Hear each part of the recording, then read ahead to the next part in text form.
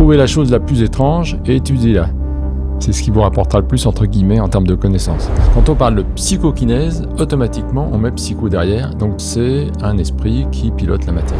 Donc, on va trouver plein de choses. On va trouver des déplacements d'objets, on va trouver de la téléportation, des choses qui passent à travers les tables, des cailloux qui peuvent tomber sur une maison, ou des jets d'eau qui apparaissent dans des murs, ou des feux qui démarrent aussi. Donc, des feux qui démarrent alors on voit absolument pas comment ils ont démarré. C'est tous les phénomènes qui apparaissent et on voit pas d'où ils peuvent sortir, on n'a pas d'explication physique. Puis donc l'objectif scientifique, c'était de dire, est-ce qu'on peut statuer cette chose ? En fait, on a le mobile, on met un générateur de fumée et après on met des lasers, on essaie d'avoir un plan laser et donc avec ça, on est capable de calculer les vitesses de courant d'air autour du mobile. Et après, on entendait des coups frappés dans le montant du lit. Et puis il devenait de plus en plus fort, et après d'un seul coup, poum, on entendait un bruit. Et alors c'était soit un caillou qui était tombé, on ne sait pas d'où. On a eu droit donc à des fleurs coupées, qui débarquent dans la pièce, quoi. Donc on a un vrai identifiant physique de la chose. Les signatures sonores ce qu'on appelle les raps, c'est-à-dire des coups frappés. Et ils a comparé à des coups frappés faits à la main. Je vois quelqu'un qui est dans une pièce, qui fait 2-3 mouvements type boxe. Et puis, à un moment donné, donc il dit voilà, alors je fais mon mouvement sans intention, puis rien qui bouge. Puis après, il dit avec intention, il fait son coup de poing et sans toucher le gobelet il s'en va. Et au moment donné où il fait l'influence, on voit il y a un pic. Je crois qu'on est monté à 110 volts. Il est à 6 mètres de distance d'un détecteur électromagnétique. Et au moment où il commence à se concentrer et il y va, eh bien, le détecteur électromagnétique se met à sonner, quoi. Et finalement, ils ont mis 6 caméras, 24 heures sur 24, pendant 1 an. Ils ont eu 60 pièces d'apportée, mais là, ils ont un film où là, en combinant les différentes caméras, on peut quasiment être sûr qu'il n'y a pas quelqu'un qui est venu la mettre. En Australie, ils ont quand même un caillou qui faisait 15,9 kilos qui est venu tomber doucement sur une cuve de mazout, quoi. À Dortmund, c'est 760 cailloux qui ont été lancés, 147 fenêtres brisées en 20 jours. Voilà, bon, donc l'inconscient, il commence à être vraiment, vraiment costaud.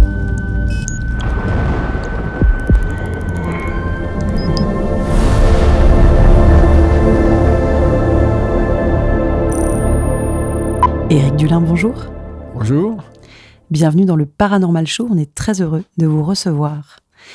Éric Dulin, vous êtes ingénieur, docteur en traitement de l'information et ancien entrepreneur dans les logiciels. Après une carrière en technologie et conseil stratégique, vous vous tournez vers l'étude scientifique des phénomènes dits paranormaux. Directeur de recherche au LAPDC, le laboratoire d'anomalies psychophysiques et dissonances cognitives, vous êtes spécialisé dans la macropsychokinèse et les manifestations physiques inexpliquées. Vous êtes également conférencier et fondateur du projet MacroPK, une base de données internationale dédiée à ces phénomènes. Et une première question pour vous, Éric. Quand on parle de psychokinèse, de PK, de quoi parle-t-on exactement ?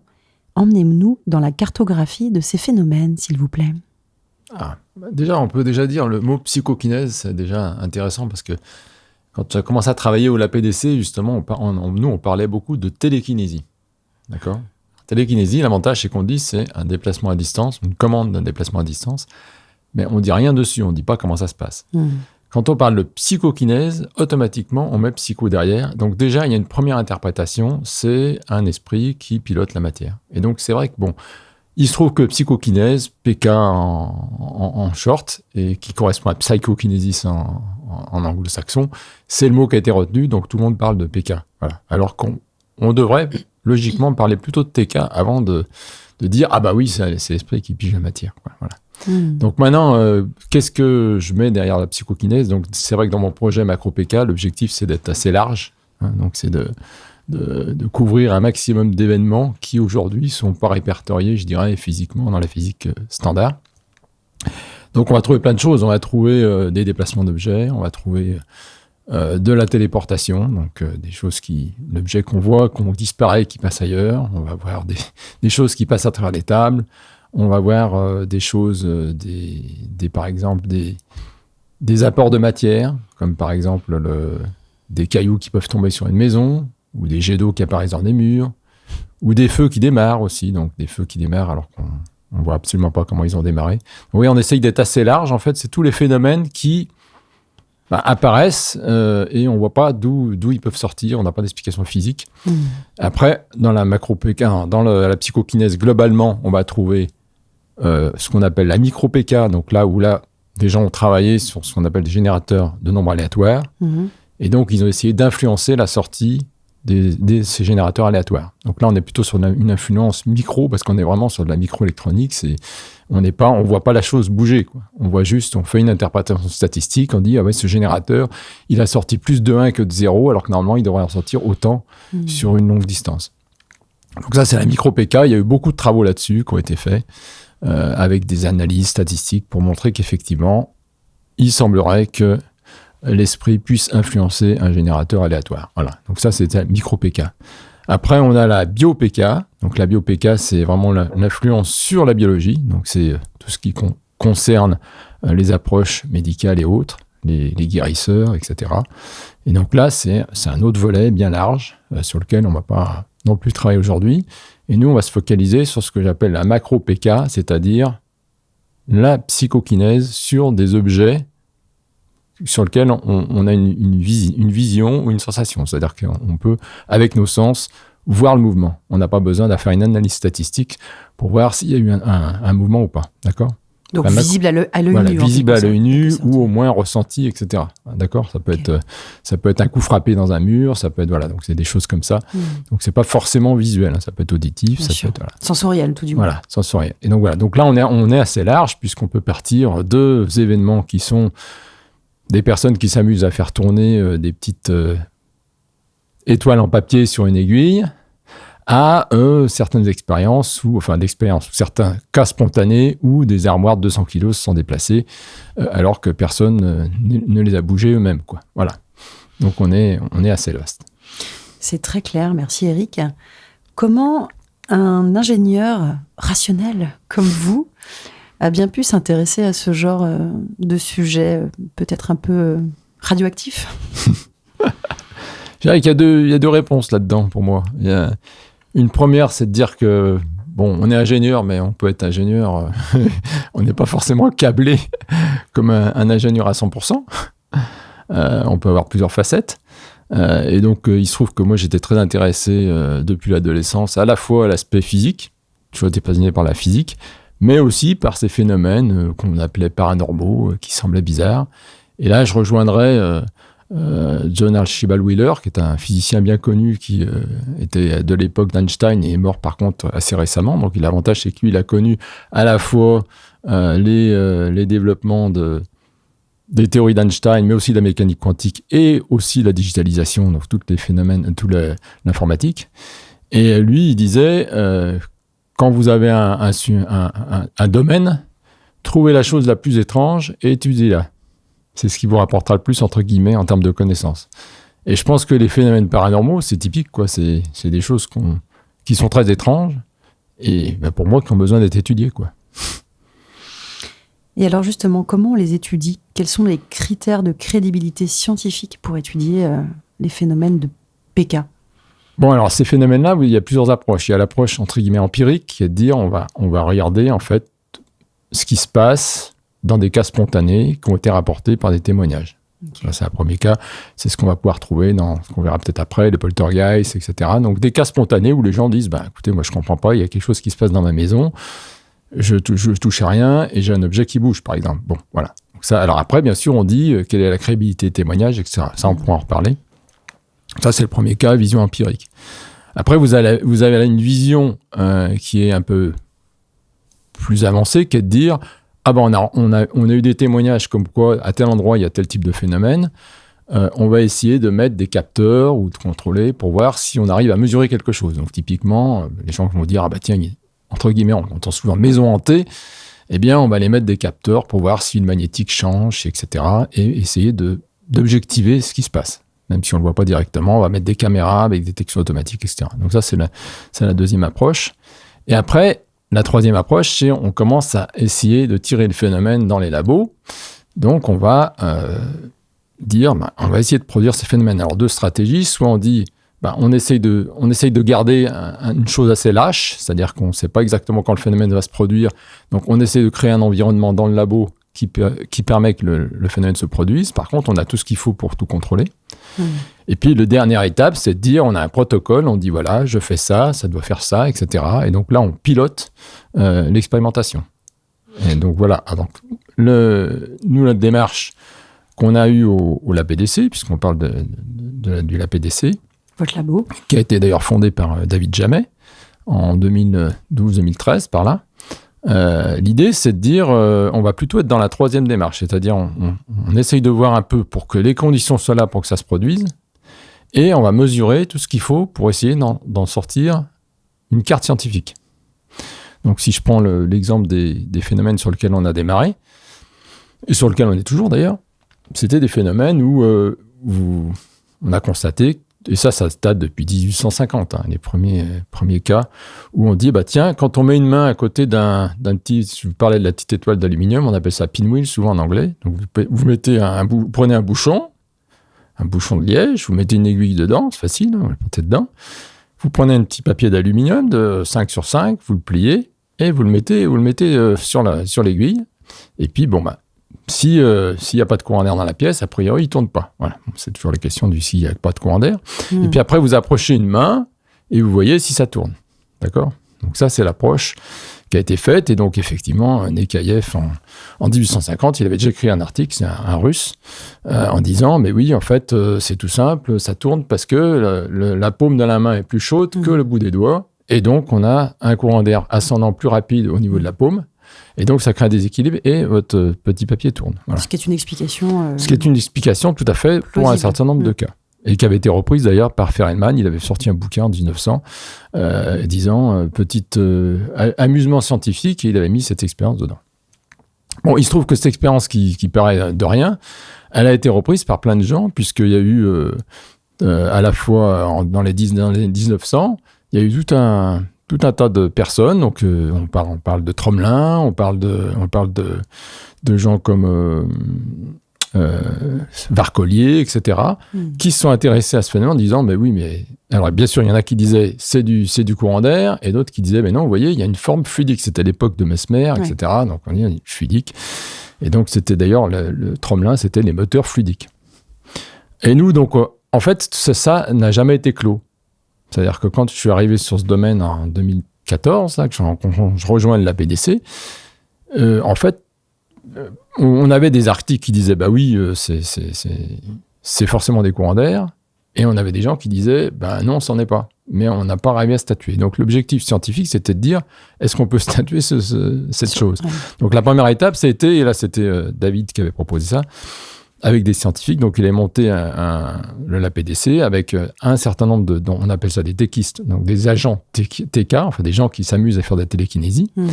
À l'époque, c'était souvent d'ailleurs des ados qui s'amusaient à ça, et qui d'ailleurs le disaient pas toujours à leurs parents. Ça, c'est amusant. À l'époque où je suis rentré, il y en a un, il avait un pseudo, il fallait surtout pas que ses parents sachent qu'il s'entraînait à faire de la télékinésie. Mais vous les recrutez comment dans ces cas-là ? C'était sur Internet. Okay. Donc moi, en fait, j'ai démarré là-dedans. En fait, j'ai découvert un stage de Jean-Pierre Girard, donc qui faisait un stage à Chambéry. Jean-Pierre Girard, qui aurait des capacités psy-PSI. Voilà, qui faisait notamment de la pliage de barres.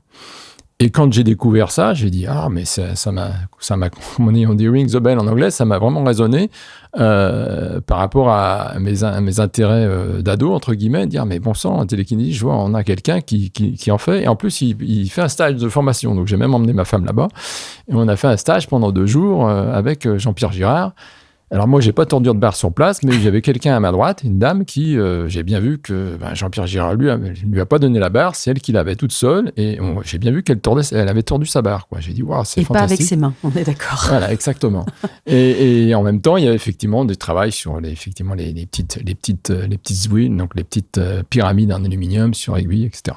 Et donc du coup, ça m'a mis le pied à l'étrier. J'avais cherché sur Internet, donc pour répondre finalement à votre question, en disant télékinésie, est-ce qu'il y a des gens qui en font en France, qui s'amusent ? Et j'étais tombé sur un groupe plutôt jeune d'ailleurs, parce que moi c'était quand même en 2013, donc j'étais un peu plus âgé. Je me suis retrouvé à faire à Paris avec 3-4, on faisait une journée, on faisait de la télékinésie, on s'amusait à essayer de faire tourner, etc. Et c'est comme ça que, en plus, il y en avait un qui était très performant et qui faisait tourner ça sous bocal sans problème, etc. Et qui m'a mis et du coup, finalement, grâce à lui, entre guillemets, on ne sait pas exactement comment ça se passe, mais finalement, j'ai réussi à le faire aussi. Et surtout, ce qui m'a intéressé, c'est qu'ils m'ont dit, mais effectivement, il y a un gars, David Jamey, il a monté un truc pour étudier scientifiquement la chose. Et là, je n'avais aucune envie, c'est de sauter dedans. Et donc, voilà, donc partant de là, l'idée, c'était de dire, ben voilà, on a ces petits objets. Bon, il faut déjà essayer de dire, limiter la possibilité de travail par les courants d'air. Donc, la première chose, c'était de prendre plutôt des objets. Donc, il a proposé une coupole en plastique. Hémisphérique, donc bien ronde, hein, comme ça, qui évite que évidemment l'air prenne facilement dessus. Et puis, qui est par ailleurs pas magnétique, forcément, parce qu'il est plastique. Donc, ça élimine un certain nombre de choses. Donc, l'idée, c'était de dire, voilà, comment on élimine tous les effets qui font que les effets physiques. Voilà, comment on élimine pour que comment ça se fait que cette coupole tourne. Donc, premier état, est-ce que c'est magnétique ? Ben non. Est-ce que c'est un effet électrostatique. Alors ça, c'est un point clé dans ce genre de domaine, parce qu'en fait, c'est vrai que la force électrostatique peut faire des choses magnifiques et dont on ne se doute pas. The Paranormal Show est un média indépendant. Pour nous soutenir, abonnez-vous sur YouTube, Spotify, Apple Podcasts, Deezer, mais aussi sur votre réseau social favori. Les liens sont disponibles en description. Un commentaire, un like, un partage nous aident énormément. Pour accéder à des contenus exclusifs et soutenir la chaîne, rejoignez-nous sur la section YouTube dédiée. La suite se construira avec et grâce à vous. Merci. La force électrostatique en quelques mots. La force électrostatique, c'est si vous frottez les mains sur de la laine à côté de chez vous et vous amenez votre main, en fait, vous allez électriser le mobile, et à partir du moment où il va être électrisé, il va réagir, c'est-à-dire que lui-même, il va s'écarter. Alors l'intérêt, et en fait, on peut facilement éliminer l'effet électrostatique en ne regardant que des effets qui font au moins un tour. Parce qu'en fait, avec l'effet électrostatique, si vous ne bougez pas la main, le mobile peut tourner qu'un demi-tour, parce qu'au bout d'un moment, qu'il est revenu de l'autre côté, il est répulsé par l'autre côté, il revient. D'accord ? Donc en fait, à partir du moment où vous avez un effet qui fait au moins un tour, et si vous ne bougez pas la main, vous êtes sûr que ce n'est pas l'effet électrostatique. Par contre, si effectivement vous accompagnez l'objet avec votre main, ce qui se voit aussi, on voit ça des fois sur Internet, si vous accompagnez votre main, ça peut être l'effet électrostatique. Voilà. Donc ça, on pouvait donc éliminer l'effet électrostatique. Et en fait, quand on élimine tout, la radiation, la puissance de radiation n'est pas suffisante pour faire tourner un mobile comme ça. Donc en fait, le vrai point qui restait, c'était les courants d'air, bien sûr. Donc les courants d'air qui peuvent être soit liés à la pièce, c'est-à-dire que même si on ne les voit pas dans une pièce, il y a toujours des courants d'air. Et puis, bien sûr, les courants d'air induits thermiquement, c'est-à-dire votre corps, votre respiration, la chaleur, la respiration, bien sûr, la respiration, donc le flux de votre respiration. C'est pour ça qu'on a toujours dans nos expériences des masques, on se croit en période Covid. Et bien sûr, la chaleur, c'est-à-dire le chaleur de votre corps qui chauffe l'air et qui, du coup, induit un mouvement. Donc, si vous mettez votre main à côté, on dit, oui, mais c'est la chaleur de la main. Voilà. Et donc, on s'est dit, nous, il faut qu'on dépatouille ça. David avait eu des contacts avec des labos assez intéressants qui lui avaient proposé d'utiliser ce qu'on appelle la PIV, c'est-à-dire Particle Image Velocimetry. En gros, c'est d'analyser la vitesse de particules d'air. Alors, comment on fait ça ? En fait, on a le mobile, on met un générateur de fumée, donc typiquement ce qu'on peut trouver dans des boîtes de nuit, hein. Ça vous génère de la fumée, c'est ce qu'on a. Et après, on met des lasers, on essaie d'avoir un plan laser, et donc en fait, grâce à ça, le laser vient illuminer les particules de fumée, et du coup, vous visualisez le courant d'air, c'est-à-dire que les particules de fumée suivent bien sûr les courants d'air, et donc puisque vous pouvez visualiser les particules de fumée, donc vous visualisez quelque part les courants d'air. Et donc après, avec une analyse par-dessus d'images, on analyse une image donc si on est à 50 Hz, on va faire 50 images par seconde, et chacune des images, on va analyser où on voit les courants d'air, et on va analyser le déplacement d'une image à l'autre. Et donc avec ça, on est capable de calculer les vitesses de courant d'air autour du mobile. Et pourquoi ne pas mettre juste une cloche sur le mobile ? Alors justement, ça c'est vrai que c'est une très bonne question. En fait, le point initial, c'était que quand on met une cloche sur le mobile, effectivement, on supprime un certain nombre d'effets qui peuvent être effectivement des courants d'air extérieurs, etc. Le point clé, c'est qu'il faut quand même avoir un effet. Alors vous, je ne sais pas si vous avez déjà essayé de faire tourner des mobiles, mais c'est vrai que quand on met un confinement total, c'est moins facile. Et il se trouve que nous, les premiers essais qui avaient été faits avec les techistes, eh bien, il y en a certains qui arrivent à faire tourner les mobiles dessous.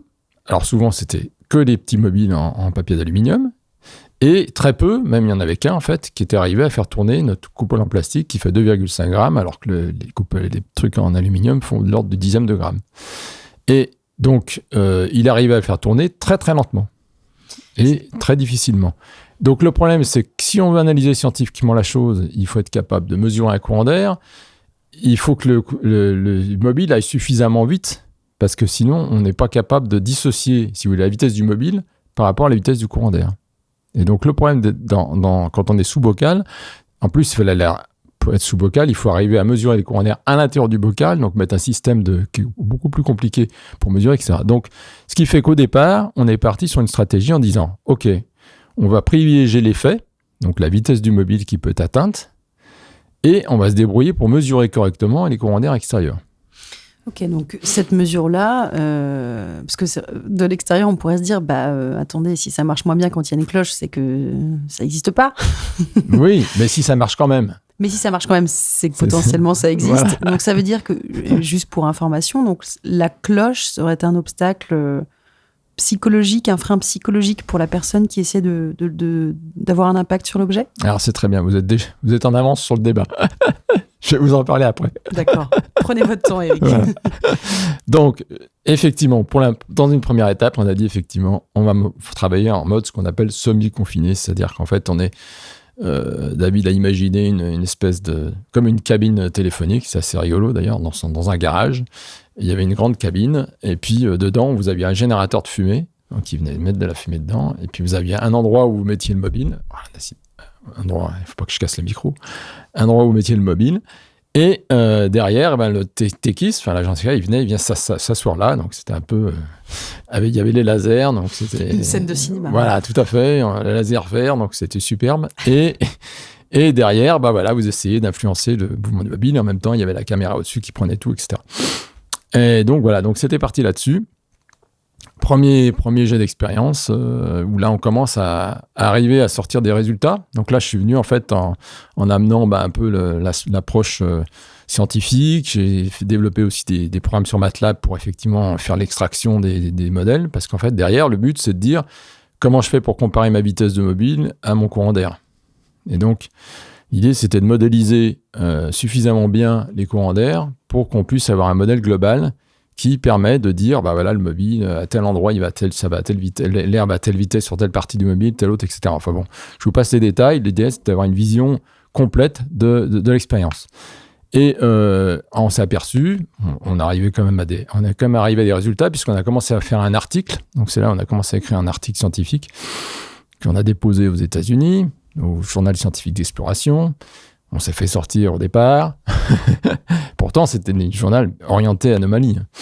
Mais on nous a fait comprendre et on a réussi quand même à force de discussion, j'ai réussi à ce que finalement on puisse passer un article où c'était surtout la méthodologie qui était mise en avant et les résultats, pas trop. Voilà. Donc c'était l'objectif, c'est de dire comment on fait pour analyser de la psychokinèse sur des mobiles tournants. Et puis donc article que notre communauté peut retrouver du coup aujourd'hui. Ah oui bien sûr, tout à fait. C'est sur le net, c'est en open, donc voilà. Et cet article donc qui était sorti nous a permis de refaire toute l'historique, de mettre bien en place tout. Et effectivement on arrivait quand même déjà à des résultats, puisqu'on arrivait on disait qu'on avait montré en fait qu'il y avait un écart de quasiment 7-8 entre la vitesse du mobile et la vitesse de l'air. Donc on est en train de dire que on a un mobile qui tourne alors qu'il tourne 7 à 8 fois plus vite que l'air autour, donc on ne peut pas expliquer que c'est l'air qui fait tourner le mobile. D'accord ? Okay. C'était ça l'idée. Après, on est allé plus loin, et là aussi, David a proposé parce qu'en fait, on s'est dit, d'abord, il faut multiplier les expériences, parce que là, c'était une cabine qui était à Poitiers, donc vous n'allez pas avoir des milliers d'expériences avec des personnes qui sont réparties sur la France. Donc l'idée, c'était de dire, il faut multiplier l'expérience, et en même temps, il faut essayer on appelle ça le rapport signal-bruit, c'est-à-dire qu'il faut si on arrive encore à avoir une vitesse plus haute du mobile, par rapport à la vitesse de l'air, c'est encore mieux. C'est-à-dire si on fait un écart significatif. Voilà. Et donc, l'idée était de faire une cabine portable, c'est-à-dire qu'en fait, le système était une boîte en plexiglas dans lequel on mettait, au lieu d'avoir un générateur de fumée qui génère des courants d'air qui peuvent être importants, donc ils peuvent faire un bruit dans notre système, d'accord ? Donc, puisqu'il faut montrer que le mobile va plus vite que l'air, donc si on crée des mouvements d'air avec notre générateur, c'est plus difficile. Donc là, en fait, on avait juste, comme le système était semi-confiné, c'est-à-dire qu'il y avait juste une ouverture en haut, on avait juste besoin d'un système d'encens, un bâton d'encens là, qui générait de la fumée tranquillement, sans faire de vagues, entre guillemets. Et puis, on avait un système de caméra qui venait, et on pouvait faire l'analyse aussi bien en horizontal, sur une coupe horizontale, qu'en verticale. Donc, on pouvait travailler sur les deux plans. Et ça pouvait être monté chez l'agent techiste qui pouvait monter. Et après, il pouvait faire autant d'expériences qu'il voulait. Donc vous laissiez votre laboratoire mobile tout à fait. Portatif chez les gens. Voilà. Et donc, parce qu'à l'époque, on a travaillé beaucoup avec un Canadien, Pierre Fortin, qui d'ailleurs nous avait fait des super résultats. Alors lui, c'était plutôt sur le fait d'être capable de faire tourner des mobiles de plus en plus lourds. Donc on part, vous savez, une petite coupole en plastique. Et puis derrière, on finit avec un moule de cuisine. D'accord. Et puis un deuxième moule de cuisine, quoi. Et donc lui, sur un axe. Et donc jusqu'à 500 grammes. Je crois. Et même après, on a donc il y a Pierre Fortin qui avait travaillé là-dessus. Et puis on a Karl Drist, donc qui était à Montpellier, qui lui aussi avait travaillé aussi sur les poids lourds. Il était même monté jusqu'à 750 grammes. Et c'est lui qui en fait a travaillé avec le système portable. Et grâce à ça, on a pu donc confirmer nos résultats, arriver beaucoup plus haut, parce qu'on est arrivé à des facteurs 10. Et on a pu réécrire un autre article, cette fois dans le journal de la Parapsychology Association, où là, on a mis en avant tous les résultats. Et là, on faisait proof of concept, on va dire. C'est-à-dire que là, vous l'avez testé combien de fois, du coup Là, il y a eu plein d'expériences. Et en fait, le principe de scientifique, c'est qu'il y a eu plein d'expériences qui ont été faites. On a des milliers de vidéos, en fait. Et derrière, en fait, on a conservé les expériences les plus significatives pour pouvoir justement faire l'article et montrer que dans X cas, on arrivait à un facteur 10 par rapport entre la vitesse du mobile et la vitesse des courants d'air. Eric, si vous étiez du côté des sceptiques convaincus, c'est quoi les critiques de ces expériences ? Qu'est-ce que disent ou on dit ou diraient vos détracteurs sur ces expériences-là ? On est assez content parce qu'en fait, on n'a pas eu de grosses critiques sur ces expériences. Parce que je pense que faut être clair, on a quand même bien blindé le truc. C'était borné d'un point de vue. Il faut lire l'article complet avant de pouvoir dire c'est faux. Ce qui est un inconvénient, et ça va amener sur la suite. Mais globalement, on n'a pas eu de. Les gens peuvent toujours dire. Non, en fait, il y en a pas. L'argument, il est difficile, quoi, parce que. Il n'y a pas de faille scientifique à votre expérience. On a essayé d'être blindé, de dire on a pris tous les, comme dans tout article scientifique, quels sont les cas d'erreur qu'il peut y avoir, le pourcentage d'incertitude qu'on peut avoir sur telle mesure, telle mesure, telle mesure. On est arrivé, je crois, à 10-15% d'incertitude sur le global des mesures, alors qu'on a un facteur 10. Et vous avez fait une étude comparative avec quelqu'un qui n'est pas censé avoir quelconque velléité, capacité, et qui pourrait tester à côté pour dire, la personne lambda, on a testé sur 3500 personnes qui n'avaient aucune velléité avec des capacités psy, PSI, et effectivement, elles ne font pas tourner la pyramide. En fait, ça nous paraissait tellement... En fait, il faut dire, ça nous paraissait tellement évident, parce que nous, déjà, pour Karl Drist qui a fait ça, il n'y en avait pas 40 qui pouvaient le faire, déjà. Oui. Parce que lui, en plus, il l'a fait. Il n'avait pas la dernière manip où on a justement monté notre signal bruit aussi fort. C'est parce qu'en plus, on a mis 3 coupoles au lieu d'une. Donc 3 fois, 7,5 grammes. Et il faisait ça avec une. Vous verrez ça sur les articles et sur les vidéos. Parce qu'on a tout en ligne. Oui, il y a tout en ligne. Sur votre site ? Oui, sur le site de l'APDC, vous faites juste YouTube l'APDC, vous allez trouver tout un tas de vidéos, y compris avec des porcelaines, des petits bols en porcelaine chinoise qui tournent à bonne vitesse. Et donc là, vous verrez le système. Donc il y a en fait une boîte en plexiglas, vous avez juste une ouverture en haut, votre mobile est à l'intérieur et il est là juste au-dessus comme ça, et le système il tourne avec un bol en porcelaine, alors que vous, à côté, si vous le mettez à côté, vous n'allez pas arriver à faire tourner le bol en porcelaine. Donc, c'est vrai que nous, on était vraiment dans le cas où C'est une évidence que ça ne tourne pas comme ça ne tourne pas tout seul. Alors, on a quand même fait l'expérience complète en disant, voilà, on prend le même système avec son plexiglas, on met des grosses bonbonnes d'eau chaude, des gros vases d'eau chaude à côté, on met des verres qui simulent un peu, des verres d'eau chaude qui simulent les mains, et on regarde si effectivement il y a quelque chose qui se passe. Donc, on a aussi fait, c'est dans l'article d'ailleurs, on a aussi fait l'expérience de faire comme si on avait une personne à côté qui fait et de voir ce que ça donne. Alors les bonbonnes d'eau chaude n'ont pas fait tourner ? Non, rien du tout à fait. Donc, vous pouvez prendre quelqu'un dans la rue et qui, comme on a dit tout à l'heure, va découvrir d'un seul coup qu'il fait tourner la chose. C'est possible, pourquoi pas.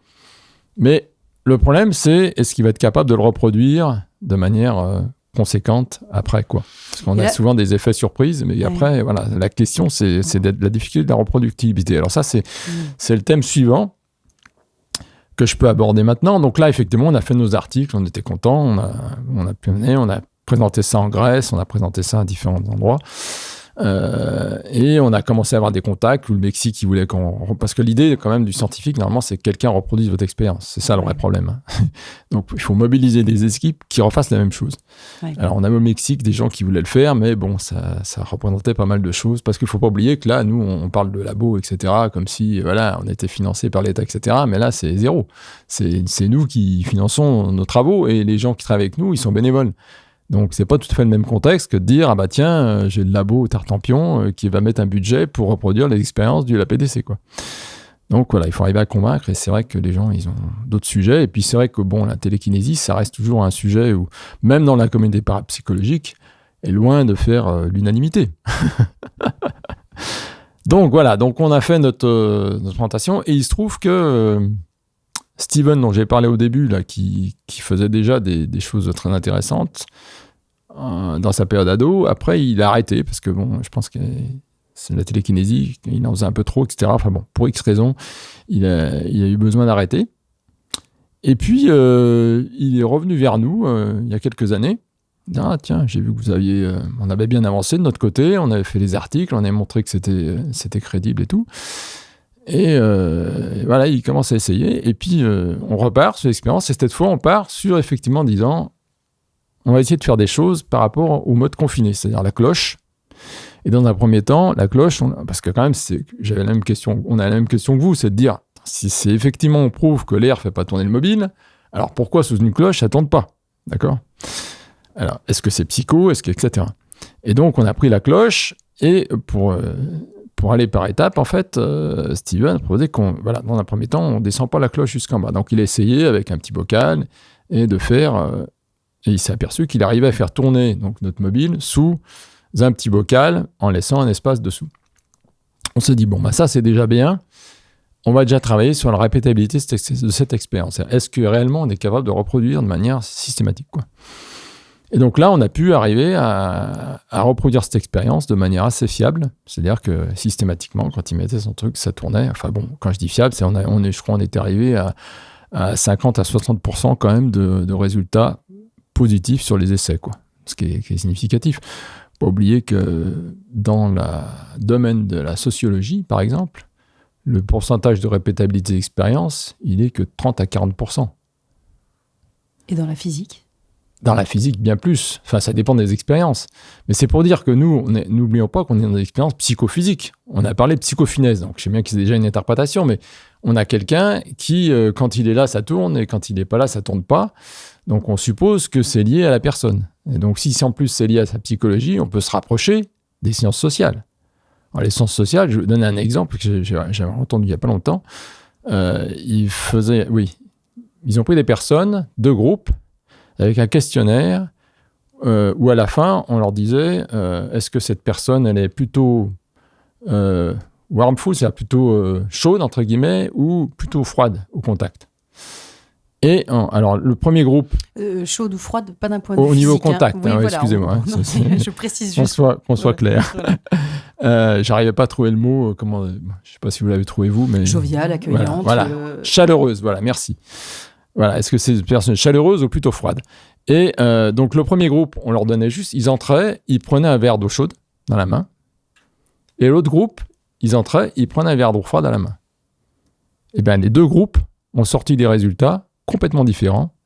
et dans le sens du verre, dans le sens du verre, quoi. C'est-à-dire que s'ils avaient eu un verre d'eau froide, ils disaient la personne est plutôt froide, et un verre d'eau chaude, la personne est plutôt chaude. Donc c'est pour dire l'impact psychologique, environnement psychologique, etc. sur l'expérience est énorme, sur des expériences sociales. Or, quand on fait de la psychokinèse, puisqu'on appelle ça psychokinèse maintenant, on peut supposer qu'il y a un impact psychologique aussi sur les personnes. Donc, on va pas demander une reproductibilité de 90%, alors qu'en sens social, on est qu'à 30%, quoi. Donc, il faut aussi être un peu réaliste, quoi. Donc, le fait que la cloche ait un impact sur la personne qui pratique la chose, c'est quelque chose de complètement normal, quoi.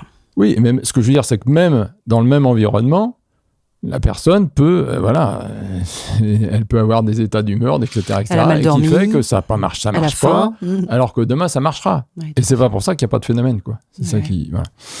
Et c'est un peu ça le problème, parce qu'en physique, on attend une répétabilité, on dit, si ça se reproduit pas à 100%, c'est pas un phénomène. Voilà. On travaille avec du matériau vivant, du coup.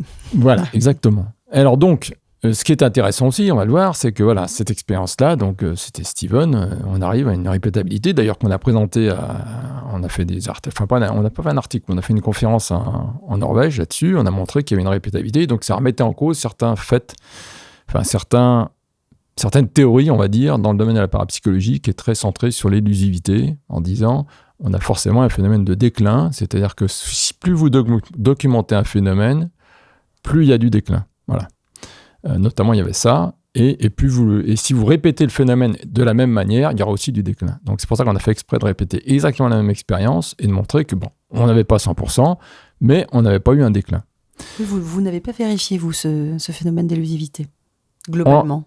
On sait que c'est élusif, puisque, comme on vous dit, un jour ça marche, un jour ça ne va pas marcher. Donc, les utilisateurs, on ne la remet pas en question. Mais le déclin... Ce qu'on remet en question, c'est des formules qui ont été établies, notamment au niveau en Allemagne, par l'approche MPI, où on carrément, on dit, voilà, si vous avez de la documentation, si vous documentez le phénomène, vous allez avoir du déclin. Si vous faites une expérience qui est répétée dans exactement les mêmes conditions, elle a du déclin. Voilà. Et que si elle n'a pas de déclin, c'est qu'elle n'a pas été dans les mêmes conditions. Donc là, on n'est pas tout à fait en phase. Autant on est d'accord sur l'élusivité, je pense que ça c'est une évidence, mais autant sur ces formules magiques, entre guillemets, on n'est pas tout à fait d'accord. Voilà. Okay. Et donc, il se trouve que l'année d'après, donc on a fait nos conférences, et l'année d'après, en fait, Steven, il a réussi à faire tourner bocal terminé. Donc bocal complet, donc avec la cloche jusqu'en bas. Il arrive à faire tourner nos coupoles en plastique. Alors qu'avant, il n'était pas capable sur les coupoles en plastique. Par contre, sur des systèmes en aluminium, oui, même en double bocal. Et ces coupoles en plastique, donc même chose, on s'est dit, on va recommencer l'histoire de la répétabilité, et on a été capable de refaire la même chose. C'est-à-dire que c'est en 18 mois, je crois qu'il y a eu 550 expériences. Oui. Sur les 550 expériences, on est à 25% de résultats sur les essais, et on est à 60 ou 70% sur les sessions. C'est-à-dire qu'une session, c'est une suite d'essais. Et donc, on dit, est-ce que cette session, j'ai eu un résultat ? Oui, non. Donc, je crois que c'est 70% des sessions, on a eu un résultat. Et par contre, si on regarde que les essais, on a 30% des essais ou 25% qui ont eu des résultats, quoi. Sur 550 expériences, qui sont identiques. Donc là, vous avez vérifié que le phénomène était reproduisible. Voilà, reproductible, moyennant nos pourcentages, quoi. Voilà, c'est ça. On dit pas qu'il est reproductible à 100%, mais on dit qu'il y a une reproductibilité. Et en plus, on a eu un facteur d'apprentissage, puisqu'on est passé d'un phénomène où, a priori, sous le bocal complètement fermé, ça tournait pas, ou très très rarement, à un phénomène où, en plus, après, parce que la question, c'est de se dire, oui, peut-être que ça marche, mais beaucoup plus lentement. Donc on se dit, on fait l'étude physique, on se dit peut-être que c'est une énergie qui est transférée, avec le verre ça se transfère mal, etc. Enfin, après on fait plein d'hypothèses bien sûr. Mais en fait là aujourd'hui, la rotation des mobiles sous bocal est pratiquement la même vitesse que ce qu'il obtenait hors bocal. Et ensuite, pour finir, donc ça c'est la deuxième étape qu'on a pu présenter effectivement aussi au Mexique. Et ensuite, on est allé plus loin, c'est-à-dire qu'il lance la rotation. Après, il s'écarte jusqu'à 3-4 mètres et le système continue à tourner. Et lui il pense quoi à ce moment-là ? Alors, c'est ça qui est intéressant, c'est qu'après, vous avez tout ce problème de psy, c'est-à-dire, qu'est-ce qui se passe dans sa tête ? il va vous dire... Après, vous avez même une vidéo, j'ai même pas besoin de vous le dire, vous avez des vidéos et vous voyez, il est en train de s'occuper de son chat. Donc, en fait, le truc, c'est... de plus en plus, dans l'avancement de ces travaux... C'était le chat, la jambe psy, en fait. Voilà, exactement, c'est le chat, la jambe psy, et bon, on a sorti le chat et ça marchait plus. En fait, un des points clés qui est mis en avant, c'est le détachement, entre guillemets. Il ne faut pas être attaché au résultat. C'est-à-dire que si on est trop attaché au résultat, le système va s'arrêter ou va pas marcher. Alors, par contre, il faut quand même avoir une intention. Donc, il faut avoir une intention, mais il ne faut pas trop le vouloir. Voilà, c'est-à-dire que c'est une intention, mais en fait, après, lui, ce qu'il dit, c'est on devient observateur. C'est-à-dire qu'on regarde le système. D'ailleurs, lui, il ne se positionne pas comme un agent techiste. Il dit, moi, je fais de la recherche et j'essaye d'observer des phénomènes. Donc, je mets les conditions, et j'observe les phénomènes, quoi. Bon, mais même avec ce positionnement-là, ça ne marche pas à tous les coups. C'est pas si simple que ça, quoi. Mais c'est clair que si... dans son état, maintenant, il faut après élargir le débat et voir qu'effectivement, sur certains, vous avez d'autres acteurs qui ne fonctionnent pas tout à fait pareil. Donc, mais dans le cas qu'on travaille avec Steven, notamment, il y a plus de la recherche d'être détaché du système pour que ça fonctionne. Il est dans un état de conscience modifiée, vous diriez, quand il fait ça ? Non, enfin, au moins, il ne le montre pas. Non, mais on n'est pas dans de la transe, quoi. C'est rien à voir avec les phénomènes qu'on avait au niveau spirit, etc. Donc, ou au niveau, même les médiums physiques, où certains avaient besoin d'être en transe pour que ça fonctionne. Là, lui, il n'est pas du tout en transe. Il s'occupe de son chat. Par contre, il est dans un état... Voilà, on voit une vidéo où il descend la cave, il ouvre la porte et on voit son chien, il revient, et voilà, le truc... Alors, dans ce cas-là, c'était des petites pinwheels, donc en aluminium, qui tournaient toutes les deux sous double bocal, quoi. Vous avez regardé jusqu'où il pouvait s'éloigner de Alors l'objet ? en fait, c'est ce qu'il est en train de... Alors voilà, donc il y a tout un tas de travaux qui sont en cours, et notamment là, actuellement, on travaille pas mal avec l'IMI, volontairement justement. Parce que là, jusqu'à maintenant, il a fait beaucoup de travaux chez lui. Moi, je venais 1 ou 2 fois par an pour justement faire du double caméra. Enfin, après, il faisait aussi de la double caméra. Donc tous ces trucs, on a des milliers de vidéos, et c'est en double caméra, etc. Bon, donc ça existe, quoi. Ça veut dire que le dispositif est resté chez lui pendant 1 an ? Ah, ben là, il n'y a même pas de dispositif, là, dans le cas enfin, dans le dispositif. Dans le cas du système à mode confiné, il a une cloche, donc effectivement, j'ai acheté une cloche de labo, exprès, donc avec un bord large au fond, etc. Et pourquoi ? Parce qu'on a acheté une cloche de labo, parce que derrière, on essaye de travailler sur du vide partiel. Donc, c'est-à-dire, qu'est-ce qui se passe si j'ôte de l'air dans le système ? Et alors, qu'est-ce qui se passe ? Pour l'instant, on n'en est pas encore arrivé au résultat qu'on espère ou pas, d'ailleurs. On ne sait pas, en fait. C'est la nature qui va nous répondre. Mais c'est vrai qu'à partir du moment où on dit c'est pas l'air qui fait tourner le mobile, on se dit, bah tiens, si on ôte l'air ou une grande partie de l'air, on devrait pouvoir faire tourner le mobile et ça devrait être rigolo, entre guillemets. Et pour l'instant, et donc, c'est d'ailleurs, pas on a encore fait rigolo. des tests. Vous voyez, on est sur un système, on est capable, on met la coupole, on est sur un support. On a l'extraction de l'air, on met un ventilateur dedans, d'accord ? On met les petites pyramides en aluminium, et quand on descend en dessous de à peu près en dessous de 20 millibars, pardon, eh bien, vous mettez le ventilateur à fond et les pyramides ne tournent pas.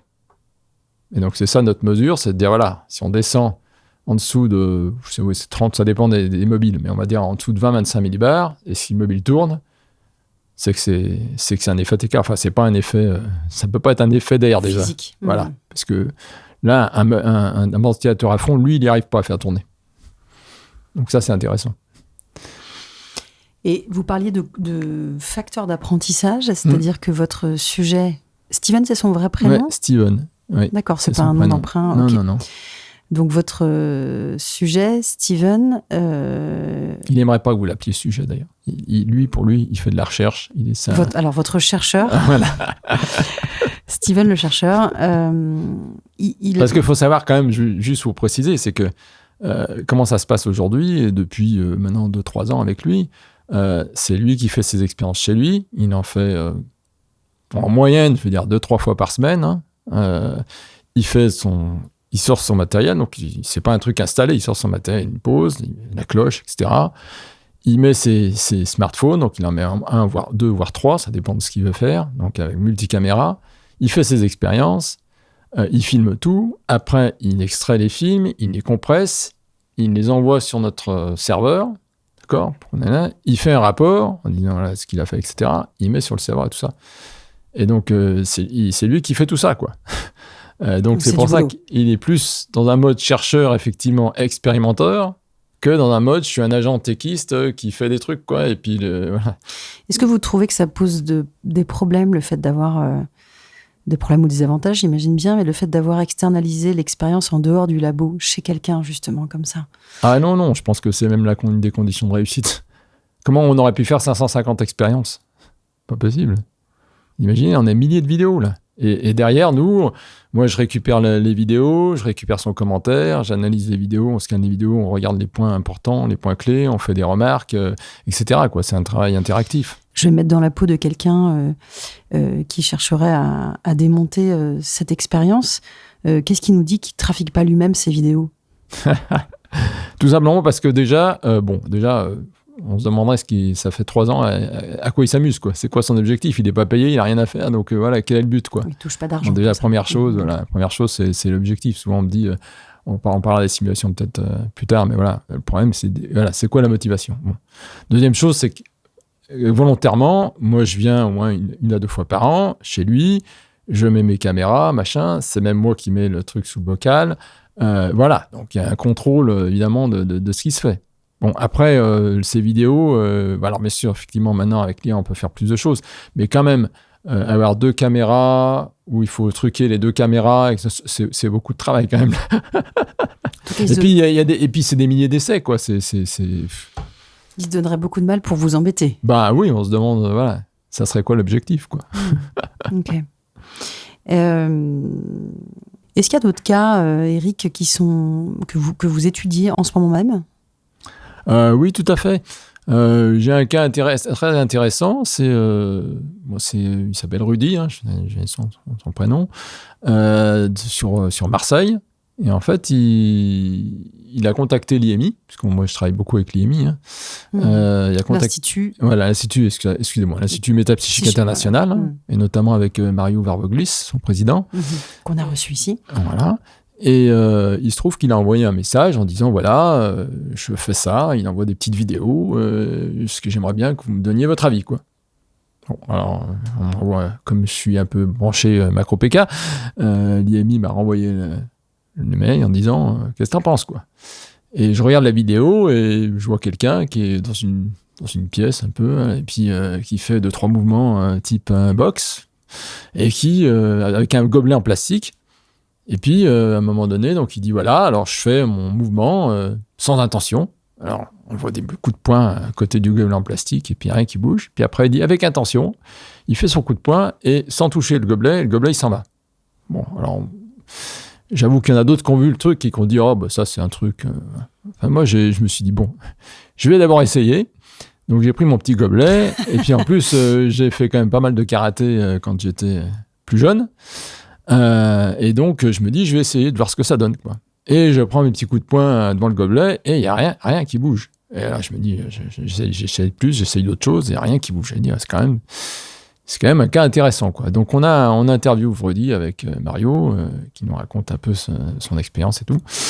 Et puis, finalement, on décide que Mario me dit, bah écoute, si tu veux t'en occuper, voilà. Et donc, du coup, je suis allé faire 2 sessions à Marseille, en fait, avec Rudy.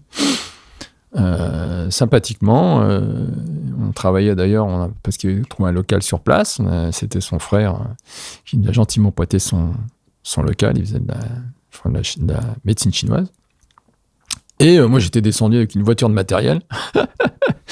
Parce que forcément, là, étudier un cas comme ça, où vous avez un gobelet qui s'en va quand vous donnez un coup de poing à côté, voilà, comment on étudie, quoi. Comme on élimine les facteurs. Voilà, autres. donc là, le truc, c'était déjà de travailler avec des caméras, de pouvoir descendre à l'image pour voir d'abord analyser les vitesses d'arrivée des points, analyser la vitesse de départ du gobelet en plastique. Ensuite, faire des choses après. Donc, j'ai utilisé aussi les mêmes techniques qu'on avait utilisées pour les gobelets, les petites coupelles en plastique, c'est-à-dire générer de la fumée avec des lasers et essayer de voir les courants d'air. Les flux, exactement. Et je suis venu aussi avec des anémomètres, donc, qui permettaient de mesurer des vitesses de courant d'air, etc. Vous avez reproduit l'expérience avec Rudy plusieurs fois, des centaines de fois, comme avec l'autre cas Alors ça, tout à fait. Donc ça, c'est une bonne question, parce qu'effectivement, avec Rudy, on n'est pas du tout dans la même démarche. C'est une démarche... Bon, là, je suis allé sur Marseille une fois, puis une deuxième fois. Donc, en fait, on a fait des essais pendant une demi-journée. Mais en fait, là, le problème de la différence, je dirais, avec Rudy, c'est que, a priori, le phénomène, il le répète à volonté. Donc ça, c'est un premier point. Et le deuxième point, c'est que s'il a l'intention de le faire. C'est-à-dire, s'il a l'intention que le gobelet bouge, il bouge. S'il n'a pas l'intention, il ne bouge pas. Donc ça, c'est quand même un truc assez énorme. C'est pour ça qu'on a voulu essayer de l'objectiver. Et j'ai fait des expériences, une séquence d'expériences où on tirait de manière aléatoire est-ce qu'il allait faire avec ou sans intention. Et en fait, on a un résultat de, je crois que c'est 80%, avec intention, 100% des cas, ça bouge. Et sans intention, c'est-à-dire s'il dit je veux pas que le gobelet bouge, c'est 80% des cas, et les 20% des autres cas, c'est juste des déplacements de quelques dixièmes de millimètres, alors que les autres déplacements sont de 30 à 40 cm. Donc en fait, on est vraiment sur un cas où effectivement, l'intention ou non fait la différence. Et ça, c'est très intéressant. Alors bien sûr, quand on regarde le mouvement physique, il n'est pas tout à fait le même. Donc l'enjeu de l'étude scientifique derrière, c'est de montrer que, quand il fait avec intention et sans intention, ce qui est différent n'a pas d'impact sur la vitesse du mobile, pour bien montrer qu'effectivement, on a un écart entre avec intention et sans intention, ce qui est un cas super intéressant. Vous avez testé des choses avec lui en dehors d'un gobelet, quelque chose de plus lourd Alors on a essayé en empilant des gobelets, donc effectivement on retombe sur le même truc, c'est-à-dire que quand on empile des gobelets, au bout d'un moment l'effet est moins important, donc il y a moins de déplacement. Il s'amusait aussi à renverser une canette, voilà. Mais on n'est pas allé beaucoup plus loin sur cette partie-là. Par contre, ce qu'on a travaillé aussi, c'était sur la largeur d'impact. Donc en mettant 5 gobelets en horizontal, et on voit qu'effectivement la largeur d'impact est importante. Et puis surtout, les images qu'on obtient avec les courants d'air sont assez impressionnantes. Alors voilà. Il y a aussi un point, on a fait une expérience, effectivement, dans le cadre d'un documentaire où justement des personnes ont essayé de faire eux-mêmes, et on voit l'impact sur le courant d'air, on voit qu'effectivement, il n'y a pas grand-chose qui bouge, alors que, Rudy, avec intention, il y a un méga mouvement, quoi. Donc, on a des choses intéressantes. Donc, voilà, c'est... Vous allez continuer à travailler avec lui ? Vous allez oui, parce qu'en fait, on n'a pas finalisé, parce que la vraie question, c'est de se dire comment se passe... En fait, l'intérêt de travailler sur l'aspect historique, dont on pourra peut-être reparler tout à l'heure, c'est que, en fait, on s'aperçoit que dans l'histoire, il y a des médiums qui faisaient ce qu'on appelle des claques d'air, des rafales d'air. Les gens se prenaient un coup d'air, y compris dans les poltergeists. Et donc, du coup, je rapproche ça alors lui, il dit il a été inspiré par des films dans sa jeunesse où il y avait des arts martiaux et qui donnaient des coups de poing et ça éteignait des bougies. Donc c'est un peu de là qu'il est parti en fait. Lui, il s'entraînait là-dessus en fait. Il s'entraînait à donner des coups de poing, et puis petit à petit, il est arrivé à éteindre une bougie. Puis après, il arrivait en étant à 3-4 mètres d'un rideau, il voyait qu'il avait un impact sur le rideau. Donc il est obligé de créer un mouvement pour qu'il y ait un impact. Voilà. Donc, il ne peut pas le faire sans bouger. Nous, on lui a demandé de travailler là-dessus justement, parce que le but de l'approche scientifique, c'est de dire, nous, qu'est-ce qu'on peut mesurer de mieux pour qu'on comprenne mieux ? Et toi, est-ce que tu peux changer des choses dans ce que tu fais qui irait plus dans le sens d'un scientifique, c'est-à-dire de diminuer mon rapport justement au bruit. Donc si tu es capable de faire la même chose mais sans bouger, bien sûr. Donc on lui a demandé de voir ce qu'il pourrait faire pour faciliter entre guillemets l'analyse scientifique du phénomène. Oui, il travaille un peu là-dessus, mais voilà, c'est pas évident parce que lui, il a fait de la boxe, donc il est dans son truc, quoi. C'est quand il fait son truc de boxe que ça marche, quoi. Donc c'est un peu comme si on disait, pareil, un karatéka, maintenant tu fais le même truc, mais tu bouges pas, quoi. Non, mais voilà, donc mais voilà, c'est une évolution. Hein. Voilà, mais ça reste ouvert, donc, parce que effectivement, on a peut-être en face d'un système de rafale d'air, mais comment ça se passe? Est-ce qu'on arrive à voir, entre le moment où le point arrive, comment il se fait que cette rafale d'air se passe, quoi? Pour l'instant, aujourd'hui, on ne l'explique pas. Non, on ne l'explique pas. J'arrive à reproduire des choses similaires, mais avec un mouvement qui n'a rien à voir. C'est-à-dire? Eh bien, en fait, comme un claquement de fouet, quoi. J'ai reproduit la même chose, entre guillemets, en prenant une liasse de papier et en faisant un claquement.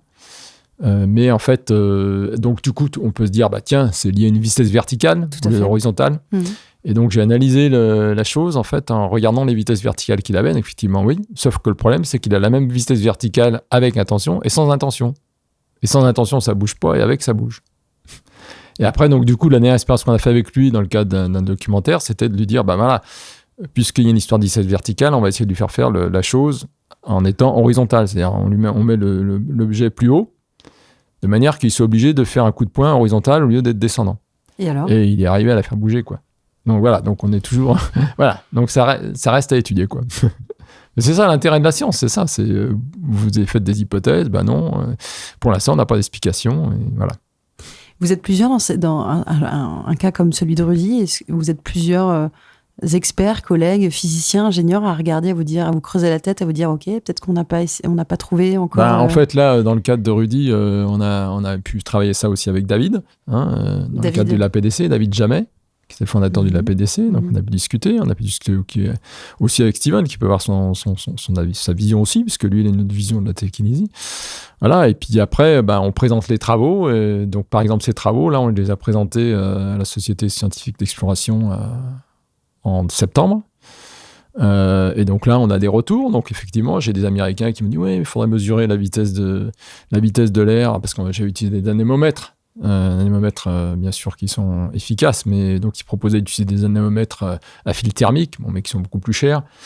Ils proposaient aussi d'aller faire de l'analyse de vitesse du point avec des accéléromètres, etc. Donc là, voilà, mais quand on regarde bien, c'est pas si simple que ça. Enfin voilà, mais bien sûr, oui, il y a des questionnements, c'est l'intérêt, on présente la chose, il y a des questionnements, et on trouve de nouvelles choses, et voilà, quoi. Éric Dulin, nous revenons d'une petite pause. Vous nous avez évoqué en off un autre cas sur lequel vous travaillez actuellement, un cas grec, le cas de Santeris, cas que nous avait également évoqué Mario Varvoglis lors de sa venue au Paranormal Show. Qu'est-ce que vous pouvez nous en dire? Qu'est-ce que vous avez vu? Qu'est-ce que vous avez expérimenté auprès de ce cas PSI? Ça, c'est un cas très intéressant. Hein. Donc, effectivement, Mario Varvoglis m'a contacté dans le cadre de l'IMI, puisqu'en fait, Mario Varvoglis a des ascendances grecques. Et donc, il est souvent en Grèce. Et un jour, il est revenu et il a dit, là, j'ai vu des choses intéressantes. Et comme il envisageait, après plusieurs étapes, éventuellement d'aller sur place, il m'a demandé si je voulais bien venir avec lui pour faire la partie un peu analyse scientifique, etc., quoi. Et donc, forcément, j'ai sauté sur l'occasion. Et donc, on est parti d'ailleurs avec mon épouse en Grèce pour faire une première session. 3 jours, alors c'est pareil, des grosses valises, essayer de faire passer aussi des du matériel sans qu'il y ait de problèmes avec les douanes, etc. La police, la sécurité surtout. Et on est passé donc quelques jours avec Panagiotis Santeris, donc qui est une figure, on peut dire. C'est quelqu'un qui est passé sur CNN. C'était les vidéos que j'ai vues au début, sur CNN. Il était capable, c'est parce qu'un expert en arts martiaux, mais qui est passé par la Corée, etc. Il a fait beaucoup de choses, on le voit en césure, enfin en César, en position spéciale karaté sur la neige. Et effectivement, la CNN, il montre qu'on lui lance, je crois que c'était une pomme dans le dos, et avec son sabre et les yeux bandés, et il se retourne, il coupe la pomme, quoi. C'est quand même assez impressionnant. C'est Kill Bill. Voilà. Et donc, Panagiotis, il se trouve qu'il nous présente des effets paranormaux assez incroyables. Et donc, la première session qu'on a fait avec lui, je dirais qu'on a pu voir des choses, faire tourner des choses à distance sous un bocal. Quelle chose? C'était une pyramide, pareil. Il y a une pyramide de couleurs. Mm-hmm. Et qui faisait tourner. Bon, le bocal c'est un bocal carré. Il pouvait faire tourner ça à distance. Et puis, on a pu voir... ce qui est intéressant, c'est qu'il forme des personnes Et on a pu voir certains de ses élèves qui faisaient tourner la chose encore plus à 2-3 mètres de distance, donc ce qui était d'autant plus intéressant. Okay. Mais par contre, nous, on n'a pas pu le contrôler directement. Les élèves? Oui, les élèves, on n'a pas pu le voir directement parce qu'ils n'étaient pas... Enfin, il y en a un qui était présent, mais il n'a pas fait à 3-4 mètres de distance. Il nous a éteint, alors que la première fois on est allé, il nous a fait des extinctions de bougies à 4-5 mètres. Et là, en multicaméra, pareil, vous pouvez le voir d'ailleurs sur Internet. Hein, et sans bouger, faut-il le préciser? Oui, bien sûr, sans bouger, il est juste là en se concentrant. Et plusieurs fois de suite, quoi. C'est-à-dire que la bougie s'éteint, on la rallume, elle se rééteint, etc. Sans courant d'air, j'imagine. Sans courant d'air, voilà, etc. Bon, ça, c'était impressionnant. Et puis, il nous a fait une de ses spécialités, on va dire, ses singularités, c'est de faire coller des choses sur une plaque verticale. Donc, en plus, il vous le fait faire, quoi. Donc, la première fois on est allé, c'est d'ailleurs Mario qui l'a fait. On lui demandait d'appuyer un petit livre sur une plaque verticale. Et donc, il retire sa main et ça tombe. Et après, Panasottis se concentre, il a une technique particulière de respiration, et à un moment donné, il dit vas-y, et il retire sa main, et le bouquin reste collé. Enfin, un petit bouquin, mais combien reste de temps collé. Alors, c'est quelques secondes, un peu plus, 10 secondes, jusqu'à 10 secondes. C'est pas non plus des minutes. Mais ça tient alors que normalement, ça tombe direct, quoi. C'est pas des millièmes de seconde non plus. Non, c'est pas des millièmes de seconde. Attendez, il arrive à faire tenir un livre, si j'ai bien compris, sur un mur à la verticale. Voilà, un léger livre. Maintenant, il nous a fait même coup récemment sur une vidéo avec une pièce à l'horizontale. Et sans pâte à fixe. Sans pâte à fixe, non. Alors, ce qui est intéressant, justement, donc là, quand on a étudié ça, et parce qu'étonnamment, il faisait ça aussi avec une balance. Il mettait sa main, il se concentrait, et on voyait la balance qui diminuait de poids, comme s'il y avait une lévitation, quoi. Comme s'il y avait une lévitation du plateau, en fait. Puis en réfléchissant bien, on a réalisé, après étude, on s'est dit, il y a quand même des phénomènes qui ressemblent un peu à de l'électrostatique. Ouais. Et donc, en fait, l'hypothèse, c'était qu'il génère un champ électrique. Donc, c'est pas qu'il truche, parce qu'on a fait des doubles films, on voit la caméra, elle voit sous la table, elle voit sur le côté. Vous vérifiez que c'est pas un illusionniste. Parce que, voilà, c'est pas un illusionniste qui a son matériel et il s'est mis torse nu, donc, on a vérifié qu'évidemment, c'était pas un appareillage. Et ce qui est très étonnant, en plus, c'est qu'il le déclenche à volonté, ce phénomène. Il commence à respirer très fort, puis toc, il fait ça. Et donc, il a pu influencer la balance. On a réalisé qu'en fait, c'était un effet électrostatique, mais non pas de gravité. C'est-à-dire qu'il attire quelque part la balance, c'était un peu l'idée. Et surtout parce qu'on a pu le vérifier j'avais amené un voltmètre, un système spécial, et on a pu vérifier qu'il était capable d'augmenter la tension directement du système. Ce qui est bizarre aussi en soi. Ah, mais complètement. C'est-à-dire qu'il est capable aujourd'hui, et la deuxième fois qu'on y est allé, en plus, j'ai pu le valider quand il faisait des collages sur les murs. Je suis venu cette fois avec un oscilloscope, parce que l'oscilloscope, l'intérêt, c'est qu'on est capable de prendre des pointes de tension. Parce que si vous venez juste avec un voltmètre et qu'il y a une pointe de tension de 1 milliseconde, vous n'allez pas la voir, quoi. Alors qu'avec un oscilloscope, vous pouvez la voir. Et donc, on a pu voir, et là, on a le film, au moment donné où il fait l'influence, on voit, il y a un pic. Je crois qu'on est monté à 110 volts ou un truc comme ça. Il y a un pic de tension direct pendant qu'il fait son... Et après, ça retombe. Et en fait, après, il y a plein de manips j'appelle ça des manips de proximité, c'est-à-dire justement un peu comme le bocal. On prend un bocal, on a mis un double bocal, on met une pyramide dessous, et en fait, il est capable de les faire bouger, mais justement, il fait tourner sa main. C'est ce que je vous expliquais au début. Oui. Et donc, en fait, l'explication, c'est qu'effectivement, il génère un champ électrostatique. Donc ça, on ne sait pas comment. Mais après, c'est ce champ électrostatique qui explique pourquoi il arrive à faire suivre le mobile. Et tout ce qu'il fait peut être expliqué par ce champ électrostatique? Alors justement, non. C'était ça l'intérêt aussi des expériences, c'est qu'on a pu voir qu'il y a des effets de proximité qui peuvent être expliqués par l'effet électrostatique qu'il génère. Par contre, un champ électrostatique, il ne va pas le générer à 5 mètres de distance. Et en fait, il est capable, et là c'est la deuxième fois qu'on est venu, on a pu filmer où il est à 6 mètres de distance d'un détecteur électromagnétique. Et au moment où il commence à se concentrer, il y va, eh bien, le détecteur électromagnétique se met à sonner, quoi. On le voit sur le film, il se met à sonner. Donc, il a déclenché à distance. Et bon, quand il le fait, bien sûr, à deux près, à la main, il approche la main comme ça, il met son intention avec sa respiration, et automatiquement, le système se déclenche. Et on l'a fait aussi, donc, à 6 mètres, pour vérifier qu'effectivement, c'était pas... Donc là, c'est quand même très intéressant. Alors, bon, il y a des quand on est revenu la deuxième fois, on a voulu refaire l'expérience des bougies. On est venu avec nos propres bougies, un peu plus costauds. Et là, on n'a pas pu reproduire. Donc, il y a plusieurs conclusions qu'on peut tirer. Soit, effectivement, il n'était pas très en forme, ce qui était le cas. Soit, nos bougies étaient peut-être un peu au-dessus des seuils qu'il pouvait faire. Voilà, donc c'est pour ça qu'on ne peut pas complètement statuer sur notre histoire de bougie, même si, quand même, la première fois, il a répété ça X fois. Et puis qu'en plus, il entraîne les gens, ses élèves, à le faire. C'est-à-dire qu'ils ont toute une technique pour apprendre à se concentrer sur les bougies sans fermer les yeux. Donc, on les voit les yeux qui pleurent et tout. Enfin bon, c'est... Non, c'est très impressionnant. Et bon, il y a beaucoup d'effets variés avec lui. Et donc, c'est un sujet très intéressant, quoi. Et là, aujourd'hui, il n'y a pas d'explication scientifique, physique pour, ou tout du moins expliquer la création du champ électrostatique ? Ben là, il faudrait travailler avec Là, on est plus dans la bio-PK, c'est-à-dire comment c'est possible Et là, donc, moi, c'est ce que j'ai envie de passer la main à quelqu'un qui pourrait étudier médicalement. Je sais qu'il a eu quelques contacts avec les États-Unis, donc je ne sais pas s'ils sont un peu partis là-dessus, mais je pense que ça serait intéressant de voir comment il fait pour générer un champ. Alors, le point clé aussi, c'est qu'il forme des gens, des élèves qui, pour certains, font la même chose. Donc, si c'était un problème biologique de sa part, voilà. Ou alors, est-ce qu'il a pu entraîner biologiquement quelqu'un ? Voilà. Après, on peut se poser aussi la question, les élèves qui viennent le voir, est-ce qu'ils ne sont pas déjà quelques facilités ? Bon, c'est toujours difficile de faire le trait autour de tout ça. Mais en tout cas, c'est une expérience en cours. Alors, il y a eu d'autres expériences qui ont été faites, peut-être que Marion en a parlé, mais qu'on n'a pas pu confirmer en termes de protocole. Mais effectivement, l'objectif avec lui, c'était aussi de travailler, de voir la distance. Est-ce qu'il était capable entre Athènes et Paris, de faire une expérience à distance. Donc ça, c'est une étape qu'on aimerait bien avancer dessus. Il y a eu un premier résultat qui a été obtenu par Mario. Et donc, sur des bougies. Oui, tout à fait.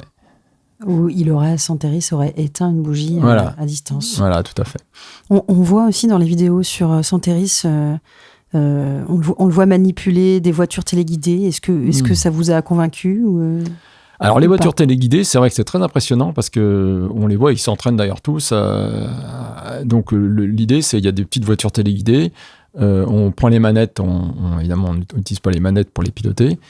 Et l'idée, c'est qu'à un moment donné, il décide de faire bouger la voiture et la voiture se met à avancer, quoi. Alors bon, en venant, déjà, moi, je suis venu avec une voiture télécommandée, la mienne, que j'ai achetée pour la cause, en fait, même deux, pour être sûr d'avoir un modèle qui corresponde à peu près. Et puis sur place, on a essayé d'étudier, donc effectivement, il fallait que la télécommande quand même soit allumée, même si elle n'était pas utilisée. Et surtout, il fallait que la voiture soit allumée, entre guillemets. C'est-à-dire qu'il y ait un courant électrique. Voilà, il fallait que. Voilà. Donc, bon. Et puis, on a vu que ça pouvait être quand même un petit peu aléatoire, même si c'était très impressionnant. Et je lui ai fait essayer la voiture. La voiture, ça n'a pas marché. Et il nous a expliqué que c'était effectivement qu'il pouvait piloter en fait le circuit, etc. Bon, j'ai dit OK. Suite à la première session, on lui a laissé une voiture. Et il dit voilà, comme ça tu pourras t'entraîner, essayer dessus. Et moi, j'ai pris une de ces voitures. Et donc chez moi, j'ai essayé la voiture. Puis j'ai obtenu un résultat. J'étais étonné un peu quand même.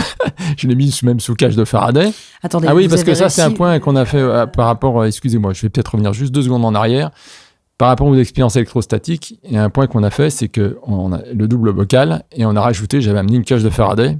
Donc, cage de Faraday reliée à la Terre, etc. Qui sert à quoi, juste pour les... Alors, une cage de Faraday, ça permet en fait d'isoler électromagnétiquement le système qui est dessous. Donc, ça veut dire que si vous avez un champ électrostatique qui vient s'appuyer, il est arrêté par la cage de Faraday, en gros. Voilà. Ouais. Et donc, on a pu vérifier qu'effectivement, sous cage de Faraday, les systèmes de proximité qu'il faisait ne marchaient plus. Voilà. Donc, ça mettait en avant qu'effectivement, il y avait bien une histoire de champ électrostatique, ou au moins s'approchant, on ne sait toujours pas bien sûr comment il était capable de le générer, mais qui expliquait certains phénomènes. Et les livres à la verticale sur le mur Là, on ne pouvait pas les mettre sous une cage de Faraday, c'était plus compliqué. Donc, a priori, tout ce que fait Santeris serait lié au champ électrostatique ? Non, justement, parce qu'on a, par exemple, le déplacement à 6 mètres de distance avec toi, et aussi les bougies, parce que même si on n'a pas pu confirmer la deuxième, je ne dis pas que les bougies, ça ne marchait pas. Ça reste, une fois de plus, dans le scientifique, il faut accepter le doute. On a eu des résultats, ok. La deuxième fois, on les a pas eus, donc ça nous met un doute, mais on garde ce doute. C'est-à-dire que le doute, il est aussi bien positif que négatif, quoi. D'accord. Alors, donc les voitures... Et donc, pour revenir sur les voitures, Donc la voiture, je l'ai mise sous cage de Faraday et effectivement, on n'arrivait pas à le déclencher. Et pourtant, à un moment donné, elle bougeait quand même. Pardon, excusez-moi, sous cage de Faraday, elle pouvait bouger. Et puis au bout d'un moment, je me suis aperçu qu'en fait, ces voitures, je pense que c'était des voitures un peu anciennes. Et les circuits, vous savez, ça dérive un peu des circuits. Et donc il y a des seuils. Et qu'en fait, au bout d'un moment, la voiture, elle se met à démarrer un peu comme elle veut, puis elle s'arrête, etc. C'est donc, pour ça que vous aviez eu des effets aussi. Voilà. Et donc, on s'est dit, là, on n'a pas besoin, entre guillemets, si on voulait faire vraiment une étude avec ces voitures, il faudrait faire une étude statistique cette fois en disant, voilà, on essaye avec tant de voitures, et puis on voit le nombre de fois que quand il décide, ça marche, et le nombre de fois où quand il décide, où ça marche tout seul. Ouais. Voilà. Mais ça, à la limite, on n'en avait pas besoin parce que les autres effets étaient déjà suffisamment importants, on n'avait pas besoin en plus d'aller rajouter ça, quoi. Donc, on a laissé un peu tomber, effectivement, les voitures. Alors, je voulais aussi vous raconter, parce qu'on parle de Panassis Anteris, quelque chose qui n'a pas à voir avec la macro PK, mais qui était quand même intéressant par rapport à la capacité du personnage. La deuxième fois qu'on y est allé, le dernier jour, il nous a fait une démonstration complètement impressionnante. En fait, l'idée, c'était qu'il mettait des petites capsules et puis une vis. Et il disait, je vais deviner où vous mettez la vis, quoi. Donc, j'ai 10 capsules, et je mets une vis sous une capsule et je vais vous dire où c'est. Alors, il dit, bon, ok. 10 capsules. Voilà. Donc, une chance sur 10 de trouver. Exactement. J'ai dit, bon, ok. Bon, c'était pas vraiment le sujet, mais bon. Vous savez, les gens, surtout dans ce domaine, ils ont des idées et ils ont, on pourrait faire ça et il faut mieux suivre. C'est ce que je dis souvent. Le psy, il faut aller le chercher plutôt qu'attendre qu'il vous vienne dessus. Voilà. Et là, il nous fait une démonstration. Il commence à se retourner. Alors, je vois qu'il se retourne. Il fait son truc. Et puis, c'est quoi son truc? Il se concentre? Il se concentre. Et puis, nous, on choisit. Je crois que c'est Mario qui a mis le premier la vis. Et puis, il se retourne. Et il fait comme ça. Tac, boum, c'est la vis. Ok, je dis bon, d'accord. Au cas où il entendrait quand même quelque chose. Bien sûr. En bas, déjà, deuxième étape. On met le truc, mais on brasse tout derrière. Comme ça, voilà. Lui, il est le dos tourné, on brasse tout derrière, il ne devrait pas savoir. Voilà. Il refait, pom, tac, tac, poum, dessus. Il dit, voilà, impressionnant. Je lui dis, bon, après, peut-être que c'est un coup, entre guillemets, ça, on doit séparer la télépathie. Donc, je lui dis, bon, des fois que nous, on sache et que ça lui donne une information, soit directe, soit indirecte, on ne sait pas trop. Je veux dire, quand je lui dis indirect, c'est par des mouvements inconscients, etc. Je lui dis, bon, on va se débrouiller. Cette fois, nous-mêmes, on ne va pas savoir où elle est. Donc, on fait notre truc, on ferme les yeux, on mélange tout et on remet. Et Santeris dit, oh là là, oui, là, c'est brouillé, mais bon, pouf, et il nous retrouve. Donc, 3 fois de suite, quand même. Vous ne l'avez pas fait sortir de la pièce? Quand il était retourné, vous étiez sûr qu'il vous pouvait pas voir. Non, mais là, on était en plus, on est 3-4, hein, on n'est pas juste 2 personnes. Hein. Donc, bon, c'était, voilà. Alors, ça sort un peu du sujet, mais c'est pour dire, voilà, il y a des choses très variées avec Panassis et c'est intéressant. Bon, après, bien sûr, c'est une expérience, il faudrait maintenant après la refaire avec des protocoles, etc. Mais ça veut dire que, bon, il y a peut-être des choses à faire, on pourrait le tester aussi à distance, etc. Enfin, il y a plein de choses, quoi.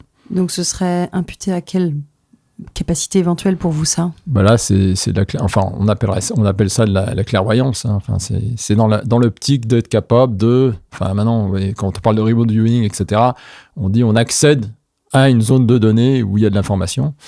Et qui n'est pas de la télépathie, puisque vous n'aviez pas l'information. Voilà, exactement. Donc là, c'est plus, c'est un peu l'approche du remote viewing, c'est un peu l'approche, c'est accès à des données qu'on n'a pas, quoi.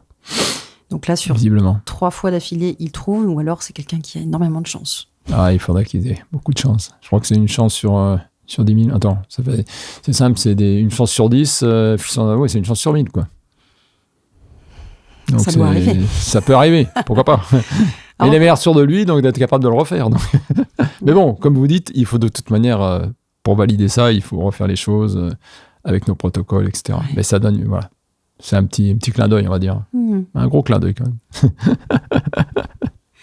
Éric Dulin, vous vous êtes intéressé, là vous nous amenez dans les expériences que vous menez aujourd'hui avec votre labo. Vous êtes évidemment intéressé à ce qui s'est fait auparavant.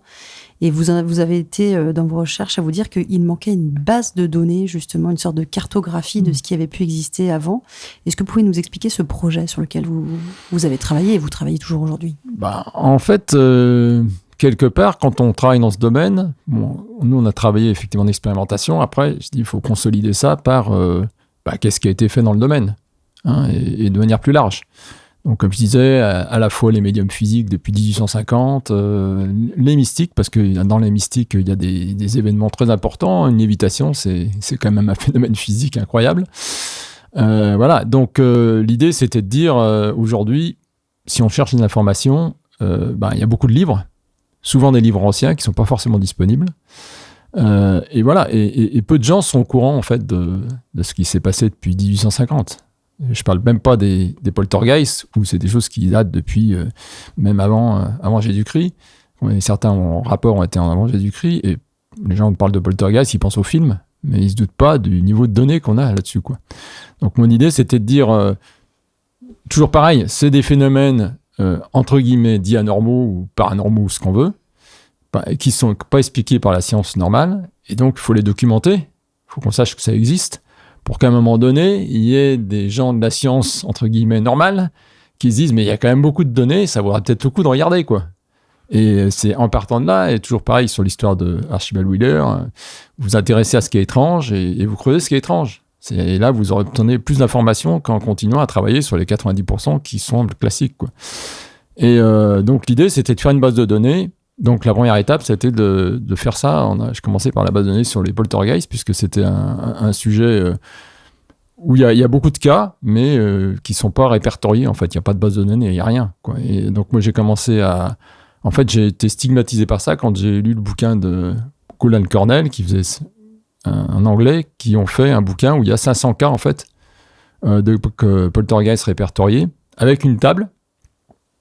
Et voilà, où on voit les poltergeists avec quel type de phénoménologie il y a eu. Donc, il y avait 53 paramètres pour dire, voilà, est-ce qu'il y a eu des mouvements d'objets, est-ce qu'il y a des objets qui sont passés à travers les murs, est-ce qu'on a détecté quelqu'un qui était particulièrement au centre du système, etc., etc. Et donc, je me suis dit, mais c'est quand même dommage qu'on n'ait pas ça sous forme digitale, quoi. Et donc, j'ai commencé à contacter l'auteur à l'époque, feu Alan Gould, qui m'a dit, mais... Parce qu'en plus, ils avaient fait une statistique derrière, une demi-statistique. Et il me dit, mais vous savez, nous, c'était les cartes perforées. C'est-à-dire ? Eh ben, à l'époque, c'était l'ordinateur avec les cartes perforées. Ah oui, d'accord. Donc, le table Excel, on ne connaît pas, là.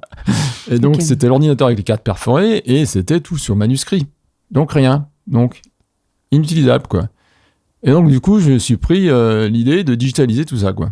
Et ça a pris un petit peu de temps quand même. Et puis derrière, je commence à faire des stats dessus et c'est très intéressant. Je retrouve des choses qu'ils ont dites, etc. Et puis je me dis, il faut continuer, quoi.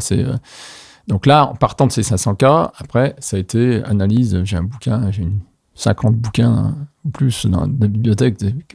80% sont anglo-saxons d'ailleurs, pour en fait essayer de récupérer tous les cas qui ont pu être documentés sur les problèmes de poltergeist, quoi. Vous faites un tri dans ces cas-là où vous prenez l'ensemble avec, j'imagine, une caractérisation différente selon, est-ce que c'est bien documenté, est-ce qu'il y a des points de vigilance ? Alors, en fait, le gros intérêt de la base de Gould Cornell, c'est que justement, il avait mis en place 2 critères, un critère de niveau de témoignage et un critère de niveau de détail. Donc, niveau de témoignage, en gros, c'est la crédibilité du système. Donc, est-ce qu'il y a des témoins ? Est-ce que l'affaire a été rapportée tout de suite pendant qu'elle a lieu ou est-ce qu'on a raconté 20 ans après ? Est-ce que c'est une information directe ou est-ce que c'est du rapporté ? Voilà.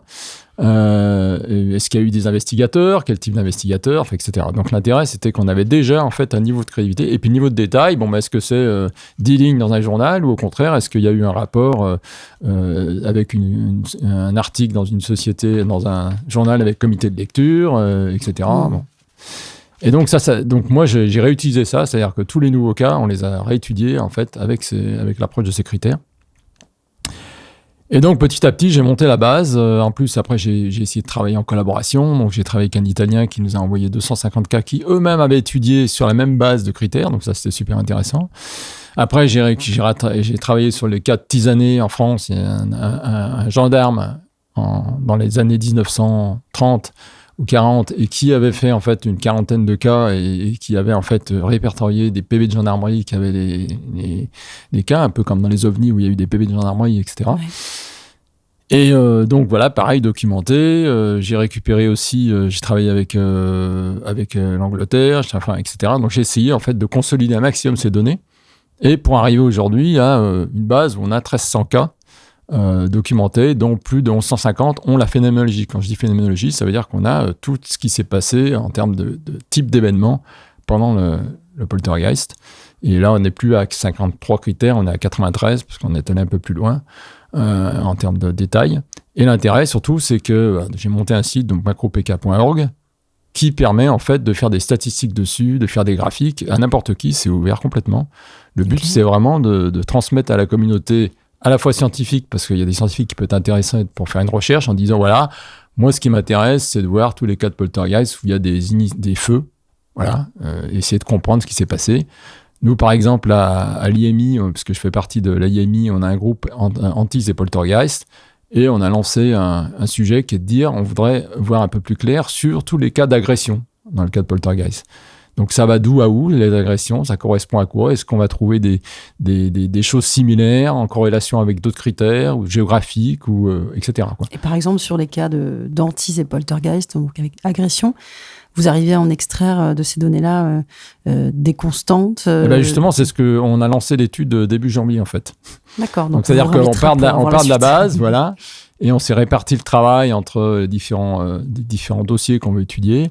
On a dit, tiens, on va commencer par prendre d'ailleurs tous les niveaux de témoignages de plus de X, de plus de 5, pour commencer par les cas les plus clés, et puis etc. quoi. Donc voilà, donc l'idée de la base, c'est ça, en fait, c'est de fournir des données, et puis pour des gens qui sont pas forcément, qui n'ont pas envie de faire une recherche, mais qui veulent tout simplement en savoir un peu plus, eh bien, c'est effectivement d'avoir des données. Donc là, je parle des poltergeists, c'est la première étape de cette base de données, mais en fait, il y a une autre étape qui est déjà démarrée, qui est sur la partie médium physique. Donc, médium physique, on a 83 cas, dans lequel, pareil, on est en train de mettre en place une phénoménologie, donc il y a une 50aine de critères pour dire, voilà, est-ce que cette personne, qu'est-ce qu'elle faisait comme type de choses, est-ce qu'il y avait des ectoplasmes, par exemple, etc. quoi.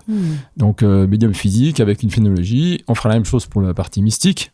Donc, pareil. C'est quoi la partie mystique? Mystique, en fait, c'est relever tous les cas de mystique qui faisaient de la lévitation, notamment, parce que pour moi, ça rentre dans la macro-PK, et donc ça permettrait justement de consolider ces informations. Et puis donc une partie qui est sur la partie expérimentation, donc on en a pas mal parlé des expérimentations. Donc on a parlé des nôtres entre guillemets, mais il y en a eu bien d'autres. On parle de et dans le monde. Voilà. Et donc si on parle de ces expérimentations, on peut parler aussi de ce qu'on appelle le metal bending, donc tout ce qui est pliage de métal. Quelqu'un comme John Aston en Angleterre, il a travaillé avec Uri Geller, il a travaillé avec des enfants, il a fait plein de choses. Il a expérimenté à la fois du pliage, mais aussi de la téléportation. De la téléportation? Oui. Donc téléportation, c'est-à-dire des objets qui apparaissent dans une boîte alors qu'ils n'y étaient pas avant. Ça, c'est quand même... voilà, donc c'est assez peu connu. C'est d'ailleurs un petit clin d'œil quand je pense à... les dernières conventions de la parapsychologie et l'association, c'était en Allemagne, à Freiburg. Et j'ai travaillé avec des Chinois et qui, eux, pour eux, les Chinois, télékinésie, téléportation, c'est le même sujet, quoi. Alors que nous, il y a un gap, quoi. On veut bien que un objet bouge, mais qui passe à travers une table, ça nous paraît complètement fou, quoi. Donc ce sont nos critères, nos seuils à nous de définition, voilà, qui limitent un petit peu on a l'impression la pensée, que... Et alors, évidemment, John Aston, en fait, lui, il n'est pas venu là-dessus parce qu'il a envie de voir téléportation, c'est simplement qu'il a travaillé d'abord avec Uri Geller, de temps en temps, il a eu l'impression qu'il y avait des objets qui apparaissaient et qui disparaissaient. Ça, il n'a pas vraiment travaillé avec lui dessus. Mais par contre, il a travaillé avec des jeunes sur la télékinésie, notamment, il faisait ce qu'il appelle des scrunchs, c'est-à-dire qu'il faisait il prenait une boule en verre vide, il mettait juste un petit trou, et avec des trombones dedans, donc en fait, le trombone était enfermé dedans, et il demandait aux enfants, parce que c'était des enfants en fait qui, suite au programme TV d'Uri Geller, se trouvaient des capacités de télékinésie. Et donc, il les testait comme ça en disant, voilà, je vous laisse la boule de verre, et il faut se débrouiller pour que les trombones à l'intérieur, ils soient tous tordus, et ils fassent une espèce d'étoile, etc. à l'intérieur, alors que le petit trou est comme ça, quoi. Et et en travaillant avec ces jeunes, certains arrivaient à des résultats pas possibles, et certains de ces jeunes, il s'est aperçu que de temps en temps, il avait des objets qui sortaient d'une boîte, qui n'étaient plus dans la boîte, qui étaient dans la poche, etc. Donc, John Aston, il a beaucoup travaillé sur ces domaines. Pour revenir sur la partie expérimentation et un petit peu preuve des systèmes, je pense que la plus belle preuve qu'on a, et je pense qu'elle est née en France, grâce à Jean-Pierre Girard, qui, à l'époque, a quand même fait des expériences avec le Péchinet, qui est quand même un grand groupe métallurgique, et un des directeurs de recherche de Péchinet a travaillé avec lui, et ils ont pu, en fait, à la fois tordre des barres qu'eux-mêmes avaient mis au point pour qu'elles ne soient pas tordables, même par le plus musclé des forains. Et là, ils ont des courbes, c'est-à-dire qu'ils montrent que ce qui a été tordu par Girard, on est dans les 50 à 75 kN, alors que quelqu'un à la main arrive à 30-35 kN.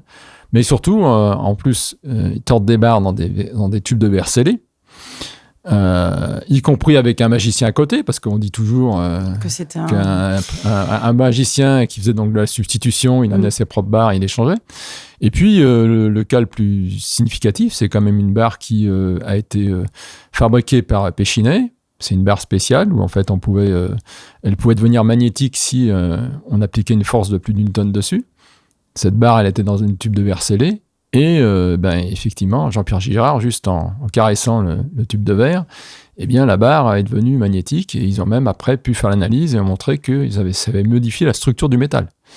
Donc pour moi, c'est documenté. Ce qui est important, c'est que ça a été documenté scientifiquement dans la recherche, dans le journal de la recherche, donc pas n'importe quel journal, et qu'il y a des films quand même qui sont très significatifs. Donc maintenant, effectivement, on dit oui, Jean-Pierre Girard, parce que Jean-Pierre Girard à côté, il y a eu quelques problèmes de fraude, etc. Bon, on sait très bien dans l'histoire des médiums physiques. Et ça énerve certains parce que c'est vrai il y a 80% des médiums physiques, il y a eu des fraudes. Eusapia Palladino, elle disait elle-même aux scientifiques, écoutez, surveillez-moi bien parce que moi je fraude. Moi, elle était claire. C'est pas rassurant pour les gens qui nous écoutent pour la véracité scientifique de tout cela. Pourquoi ils fraudent puisqu'ils y arrivent? Les explications, c'est que d'une part, vous y arrivez, mais comme on l'a dit, il y a une élusivité. Donc le jour où vous n'y arrivez pas et que vous avez 50 spectateurs, vous avez la pression. Donc on peut penser ça. On peut penser aussi qu'il y en a certains qui, sur la fin de leur vie, au bout d'un moment, étaient moins forts. Moins performants. Et ils ont commencé à vouloir compenser par d'autres stratégies, quoi. Et ça, c'est sûr que quand on est honnête et clair, on trouve ça inadmissible. Mais je crois qu'il faut plutôt, comme je disais, il faut aller chercher le psy là où il est. Et voilà. Bon, si le psy se présente même avec des fraudes, moi je préfère aller voir le psy et me débrouiller pour détecter les fraudes. Et c'est l'approche scientifique, elle peut être aussi là. Vous avez travaillé, vous, directement avec Jean-Pierre Girard ? Pas directement. On a juste fait un test récemment. Mais là, c'était comme ça, off, sur un nouvel appareillage, en fait, mais bon, il était fatigué, mais oui, par contre, je peux vous parler de ça. C'est effectivement un Américain qui s'appelle Dan Graboy qui a développé Alors lui, il était très étonné par des expériences de ce qu'on appelle des spoon bending, donc des soirées où les gens s'amusent à tordre des cuillères, à essayer de tordre des cuillères. Donc en général, c'est assez animé, il y a beaucoup d'ambiance. Donc à la sortie, scientifiquement, lui, il est scientifique, vous avez du mal à dire, est-ce qu'il y a vraiment eu un pliage sans force manuelle ou est-ce que c'est tout du fake, hein, voilà. Oui, surtout sur une soirée où on peut boire exactement. Un coup, donc exemple. il dit, moi je vais faire un appareillage où on va pouvoir savoir si la cuillère, elle est tordue manuellement par force ou est-ce qu'il y a un autre effet, quoi. Et donc il a construit un appareillage. Vous avez une cuillère qui est déjà vissée sur l'appareillage, donc on peut déjà pas la substituer, donc c'est la première étape. Et puis surtout vous avez un détecteur donc de charge, donc c'est-à-dire quand vous appuyez dessus, vous avez un système qui mesure la charge d'appui, et vous avez un détecteur d'inclinaison qui mesure l'inclinaison de la cuillère. Donc à tout moment, après vous avez donc ces deux circuits intégrés qui communiquent entre eux. Qu'après, une fois que vous avez fait l'expérience, qui peut durer 2 heures, vous connectez, vous récupérez sur Internet directement toutes les courbes et vous avez en fait la courbe de l'évolution de la charge sur la cuillère et l'inclinaison. Donc, vous pouvez voir tout de suite si, les charges qui ont été appuyées sur la cuillère expliquent facilement son inclinaison ou si, au contraire, il y a eu peu de charge et que vous avez eu une inclinaison. Et notamment, lui, ce qui l'intéressait aussi, c'est de dire, parce que la plupart des gens qui travaillent sur la partie pliage de métal disent qu'en fait, au bout d'un moment, le métal devient tout mou. Quand ça se passe, en fait, quand il y a vraiment l'effet. Donc, il change de composition. Le métal devient tout mou et c'est là où vous pouvez plier facilement. mais ça dure pas très longtemps. Et parfois même, vous arrêtez et le métal continue à tourner. C'est ce qu'on peut voir sur certaines vidéos, c'est-à-dire que le métal commence à se plier et il continue à se plier tout seul. Donc l'idée, c'était de pouvoir détecter ça, et en même temps, il avait une autre idée, c'était de dire, si effectivement le métal devient tout mou, c'est peut-être que les liaisons interatomiques deviennent plus faibles, et donc on a peut-être un impact sur la résistance électrique du métal. Donc si je mesure la résistance électrique du métal, eh bien je pourrais voir un impact sur la résistance, surtout si en plus il n'y a pas de force appuyée. Voilà. Donc il a fait un appareillage assez sympa. Donc j'ai testé notamment avec Jean-Pierre Girard. Bon, on n'a pas eu de résultats, mais on continue. On va essayer de travailler avec notamment d'autres personnes pour aussi voir si on arrive à... Parce que là, on pourrait effectivement objectiver de nouveau l'aspect télékinésie. Et lui n'a pas trouvé de sujets psy qui ont réussi à faire quelque chose avec... Il n'a pas, vous savez, c'est pas... Ça, malheureusement, les sujets qui font du pliage ou autre, ça court pas les rues, en fait. C'est pas... Donc, lui, aux États-Unis, il n'avait pas grand monde, en fait. Et puis, en fait, c'est ça l'intérêt. C'est que nous, avec l'APDC, on a quand même travaillé, on a publié, on fait des conférences à droite, à gauche. Et c'est en fait, suite à la conférence au Mexique, qu'il m'a contacté en disant, tiens, on s'est même vu là-bas, est-ce qu'on pourrait faire ça? Et puis lui, il est revenu, il m'a dit, tiens, j'ai fait un appareillage, est-ce que tu pourrais le tester avec des gens qui font aussi, qui font du metal bending, etc. Voilà. Et donc, il me les a envoyés, enfin bon, il y a tout ça. Il m'a envoyé 2-3 appareils, on est en train de les tester, il les a modifiés pour que ça soit plus adapté, enfin bon. Donc, c'est un projet de recherche aussi, pareil, en cours. Vous, Éric Dulin, qui avez étudié ça, donc ce qui a été fait jusqu'à présent donc, dans le passé et qui menait des expériences aujourd'hui, vous arrivez à voir des points communs entre ces sujets avec des capacités psy, des sujets qui auraient des capacités psy, PSI? Bon, je pense que là, c'est une question qui est souvent, d'ailleurs, qui est même un débat chez nous, ou la PDC. Donc, je ne vais pas donner forcément l'opinion de tout le monde, je vais donner mon opinion.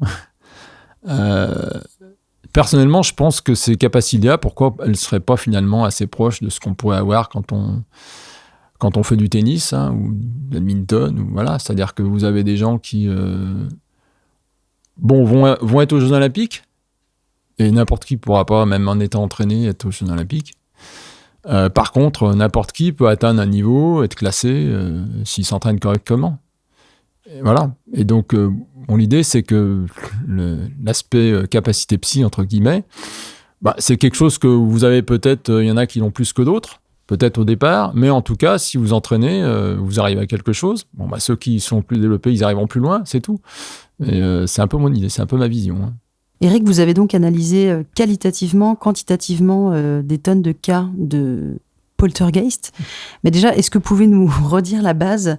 C'est quoi un poltergeist? Parce que moi, quand j'étais petite, pour moi, c'était des fantômes qui étaient dans une maison, une vieille maison hantée, avec des sorcières dedans.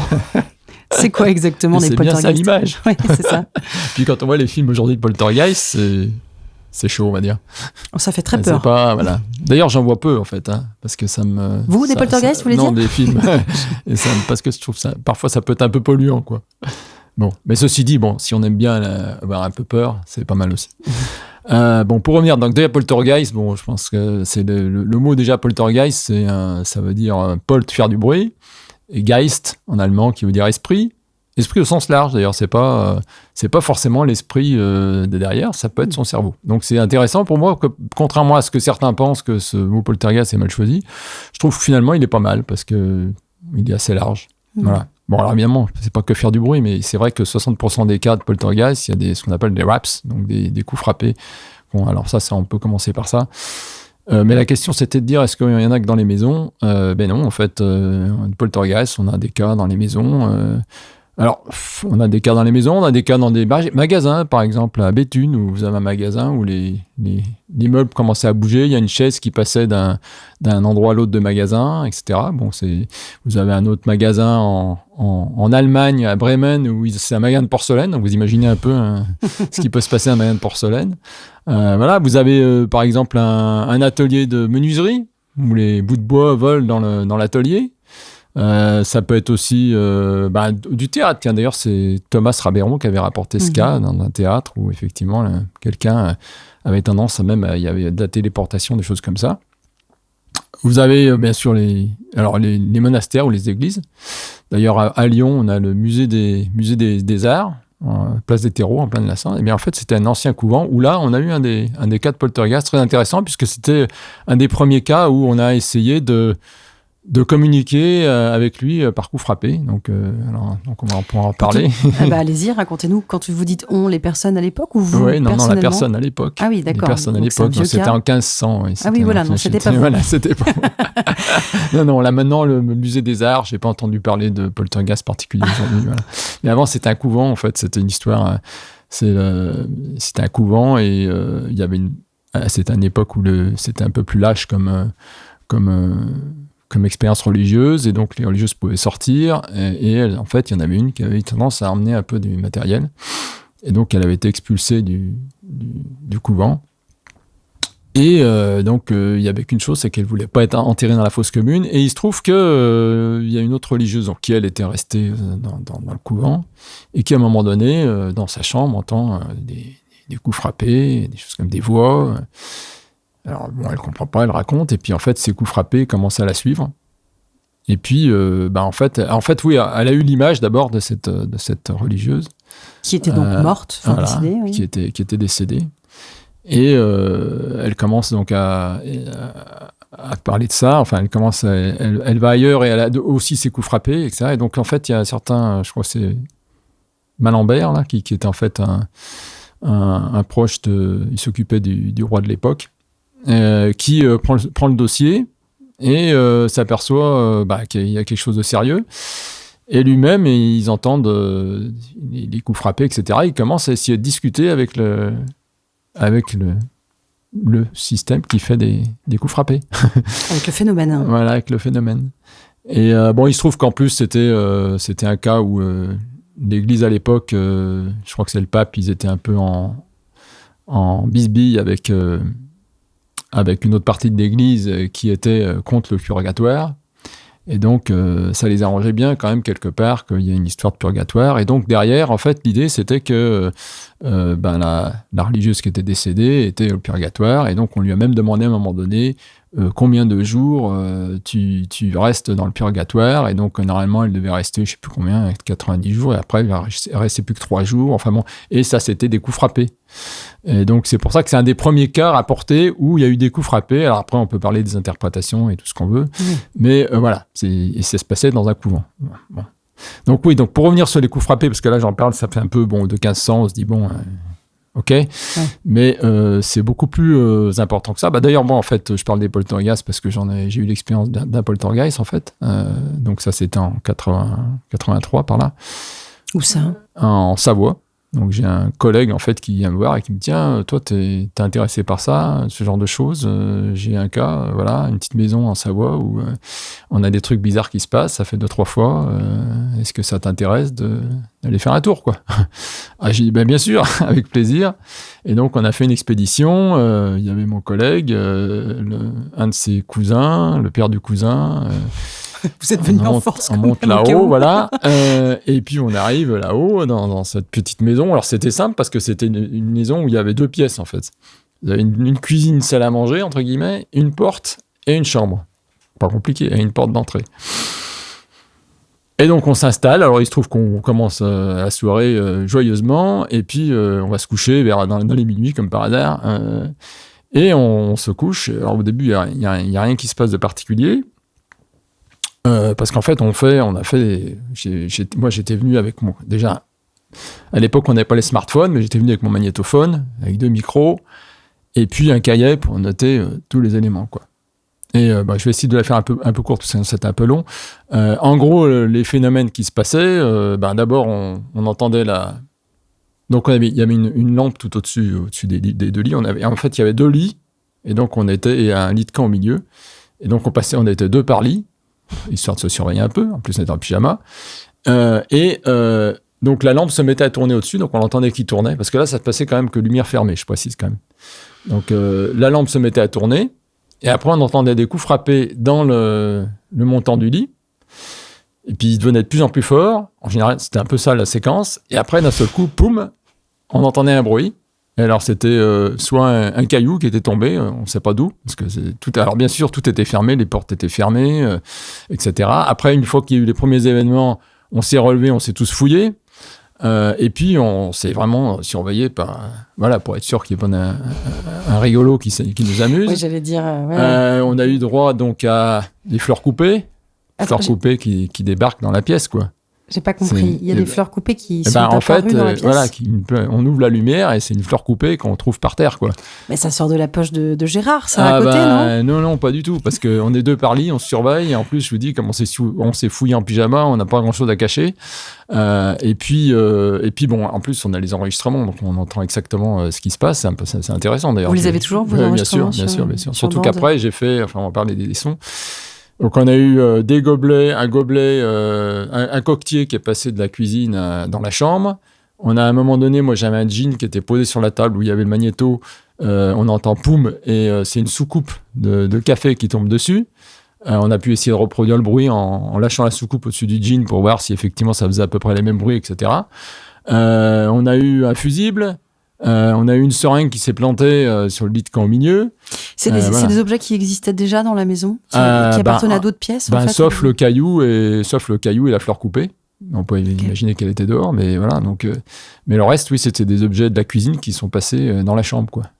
Et là, je crois que c'était la 3e expérience, donc parce qu'en fait, sur place, j'ai fait un rapport complet avec tous les événements, l'enregistrement. Et puis, j'ai pris un rapport de ce qui avait été fait avant, donc les 2 séances qui avaient été faites avec d'autres personnes, et puis des séances après, j'ai pu avoir des informations sur les séances qui ont eu lieu après. Tout ça signé par les personnes concernées. Moi, après, on a mis en avant que ça venait, parce que comme on savait, j'avais lu quand même que ça pouvait venir aussi d'une personne en particulier, on appelle l'agent poltergeist, c'était une des théories qui était déjà développée. On a fait des échanges en disant, voilà, il y en a qui restent dans la chambre, il y en a qui vont dans la voiture dehors, et puis on voit ce qui se passe, puis on s'est aperçu qu'effectivement, ça se passait que quand il y avait le cousin qui était là. Donc on pouvait imaginer que c'était lié au cousin que ça se passait. Bon, après, bien sûr, on avait vérifié que c'était pas un tricheur. Un canular, c'est ce que j'allais vous dire. Bien sûr, un canular. Ouais. Et donc on a essayé aussi qui pense à quelque chose et de voir si on pouvait faire apparaître la chose concernée. Ça n'a pas tout à fait marché. Ça a marché de manière, on appelle ça trisker, c'est-à-dire à un moment donné, il y en a qui a dit oui, pourquoi pas un billet de 50 euros. Enfin, à l'époque, c'était pas des euros, mais 500 francs, un truc comme ça. Et à ce moment-là, plam, il y a un caillou qui est venu taper juste à côté. Voilà, donc ça, c'était intéressant. Il y a quand même eu un cas où on a vu quelque chose s'est passé alors que la lumière était encore allumée. Donc ça, c'est aussi important. C'était quoi ? C'était les histoires du fusible, en fait. Donc la lumière était encore allumée. Et on entend flaf, et en fait c'était un fusible, donc c'est pas d'où il sortait qui est tombé, quoi. Autrement. Et vous y êtes retourné 3 fois ? Donc alors non, moi j'ai été qu'une fois. J'espérais pouvoir remonter en louant une caméra infrarouge, des trucs comme ça, mais en fait suite à ça, en fait ce qu'il faut savoir c'est que il y a le père du cousin, et le père du cousin il était complètement sceptique. Il n'y croyait pas du tout. Et d'ailleurs, le copain aussi du cousin non plus. Au départ, il n'y croyait pas trop. Et en fait, quand le père, il a comment on dit, choc ontologique, comme diraient certains, hein, donc de dire un truc qui existe alors que je suis persuadé que ça n'existe pas. Et en plus que c'est son fils qui a priori est l'agent, donc on a compris on n'avait plus le droit de. C'était pas la peine qu'on va y revenir. Et voilà. Et donc, en fait, par contre, comme j'ai continué à avoir des contacts avec le cousin, pas tout de suite, mais après, j'ai su qu'ils étaient retournés, en fait, avec des amis. Ils avaient eu aussi des cas. Alors, lui-même, alors là, j'étais pas témoin ni rien du tout, mais lui-même, il a dit qu'en plus, il avait eu, sur un grenier au-dessus, il avait eu une apparition de son grand-père. Voilà, bon, donc ça c'est quand même aussi intéressant, et que ça s'est passé aussi avec ses parents alors que lui il avait démarré l'armée. Donc voilà, donc on est sur un cas intéressant parce que on a à la fois un aspect lieu, un aspect agent, parce que il y a rien qui s'est passé pour lui en dehors de ce lieu. Donc ça c'est quand même intéressant, quoi. Donc c'est pour ça qu'on a souvent une discussion sur les agents, les lieux, etc. Là c'est un cas un peu mixte. Bon. Qu'est-ce que vous appelez un agent ? Peut-être. Agence, en fait, c'est de dire que si cette personne est là, ça se passe. Si elle n'est pas là, ça se passe pas. Ça se manifeste pas. Voilà. Et donc, effectivement, dans ces cas de poltergeist, on a plusieurs scénarios. Premier scénario, il y a un agent identifié, ça se passe. Par contre, quand il va ailleurs, ça se passe aussi. Ça arrive. Pas de bol. Donc là, voilà. On a le cas effectivement où l'agent est identifié, ça se passe là, mais quand il s'en va de là, ça se passe plus. C'est le cas que j'ai vécu. C'est corrélé au lieu. Oui. Et puis après, on a le cas où on n'identifie pas d'agent. Ou alors, il y en a des fois, on a le cas aussi où on a plusieurs agents, ou alors on considère que c'est une famille qui est agent. Donc là, on revient sur les hypothèses qu'il y a derrière ça, c'est de dire que le poltergeist, c'est un phénomène qui permet d'exprimer une frustration qu'on n'a pas pu exprimer autrement. Voilà. Et donc, s'il y a des conflits, etc., dans une famille, eh bien, ça peut éventuellement s'exprimer sous forme de poltergeist ou pas. Voilà. Alors, bien, on peut dire, mais alors, comment ça se fait qu'il n'y ait pas plus de poltergeist identifiés? On est d'accord. Mais là, on peut dire, voilà, tout le monde ne va pas forcément provoquer des poltergeists. On a un aspect, il y en a qui parlent maintenant de transliminalité, c'est-à-dire le seuil entre votre niveau de l'inconscient et le conscient. Et donc, certaines personnes sont plus poreuses, on va dire, et donc seraient plus sensibles pour générer éventuellement des effets poltergeist. Donc là, il y a toute une théorie qui a été développée notamment aux États-Unis par James Ruan, Annalisa Ventola, etc. Voilà, donc ça c'est donc moi j'ai vécu cette expérience, donc forcément que ça m'a aussi intéressé de dire il faudrait quand même qu'on consolide les données sur ces expériences-là. Donc là c'est une expérience où effectivement on trouve de la téléportation, des mouvements d'objets, des coups frappés. Alors les coups frappés c'est intéressant parce que au niveau scientifique c'est de se dire bah oui il y a des coups frappés comme ça, je tape sur la table, ok on va essayer de faire des coups frappés à la main et on va voir ce que ça donne. Et donc en fait on a essayé de comparer la signature sonore à la main de la signature sonore des coups de poltergeist. Et donc, Barry Colvin, qui est un Anglais, il a étudié... chercheur. Ouais, un chercheur anglais qui travaille dans la SPR, la Society Psychical of Research. Il a fait une étude en regardant 10 cas de poltergeist avec les signatures sonores ce qu'on appelle les raps, c'est-à-dire des coups frappés.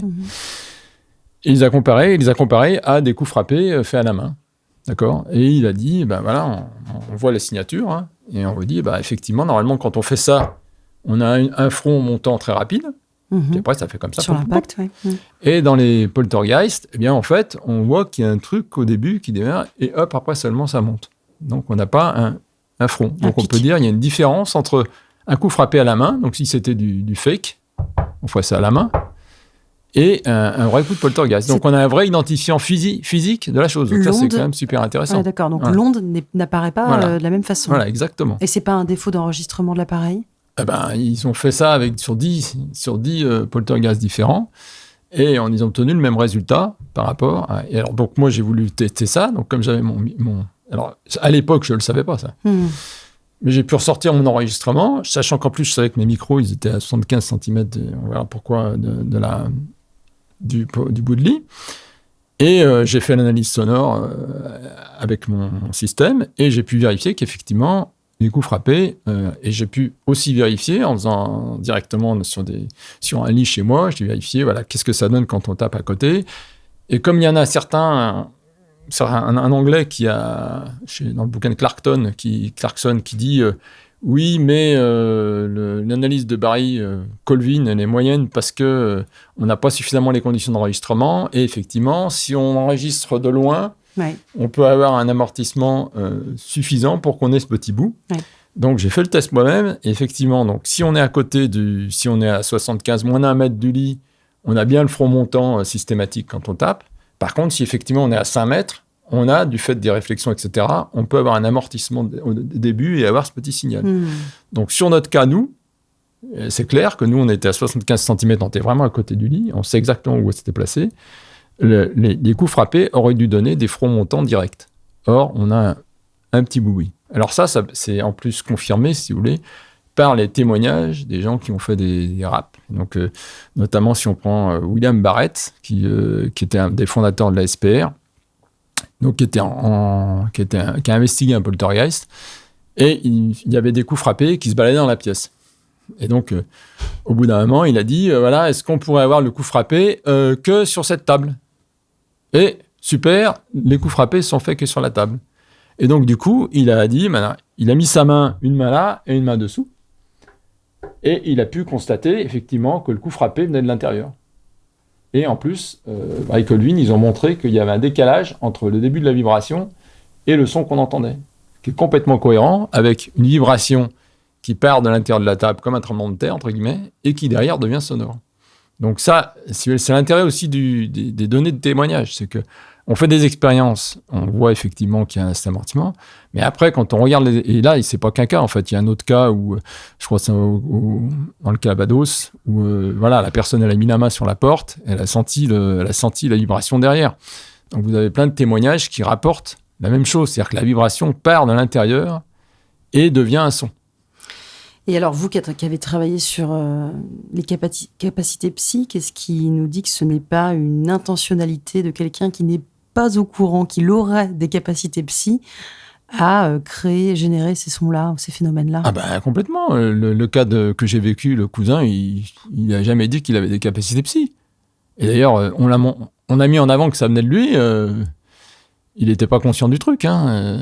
C'est toujours un truc un peu compliqué à accepter. Puis après, on a vérifié, effectivement. À chaque fois que les autres fois ils sont venus, il était là. Donc, Vous avez eu un mélange des deux, c'est-à-dire des gens qui vous appellent pour un poltergeist et qui vous disent accessoirement, j'aurais des capacités de télépathe ou de faire bouger des petites coupelles. Non, et puis malheureusement, on n'a pas assez de cas, malheureusement, comme ça. Autant je suis content parce qu'effectivement, aujourd'hui, je fais partie ce qu'on appelle le SCC, c'est-à-dire le Spontaneous Case Committee, c'est-à-dire c'est le comité qui permet de récupérer les cas spontanés dans la société, dans la SPR en Angleterre. Et eux, ils ont beaucoup de cas en entrée. Donc ça, c'est intéressant parce que la vraie question aujourd'hui, c'est comment on a l'information parce qu'il y a plein de gens, d'abord, qui vont pas vouloir en parler parce qu'ils vont passer pour des fous. Et puis souvent, ces cas ne durent pas longtemps. Vous avez, je crois que c'est 60% des cas qui durent moins d'un mois. Hein. Et il y en a encore beaucoup qui durent que quelques jours. Donc, si vous voulez, le temps que vous arriviez, que vous déclenchiez, que vous dites, ça, on va peut-être contacter quelqu'un, etc., et que l'investigateur arrive, c'est déjà fini. Non, voilà, donc on a en fait pas beaucoup de cas. Il faut savoir aussi que si on regarde l'historique des cas qu'on a nous dans la base, c'est 2 cas par an documentés, en fait.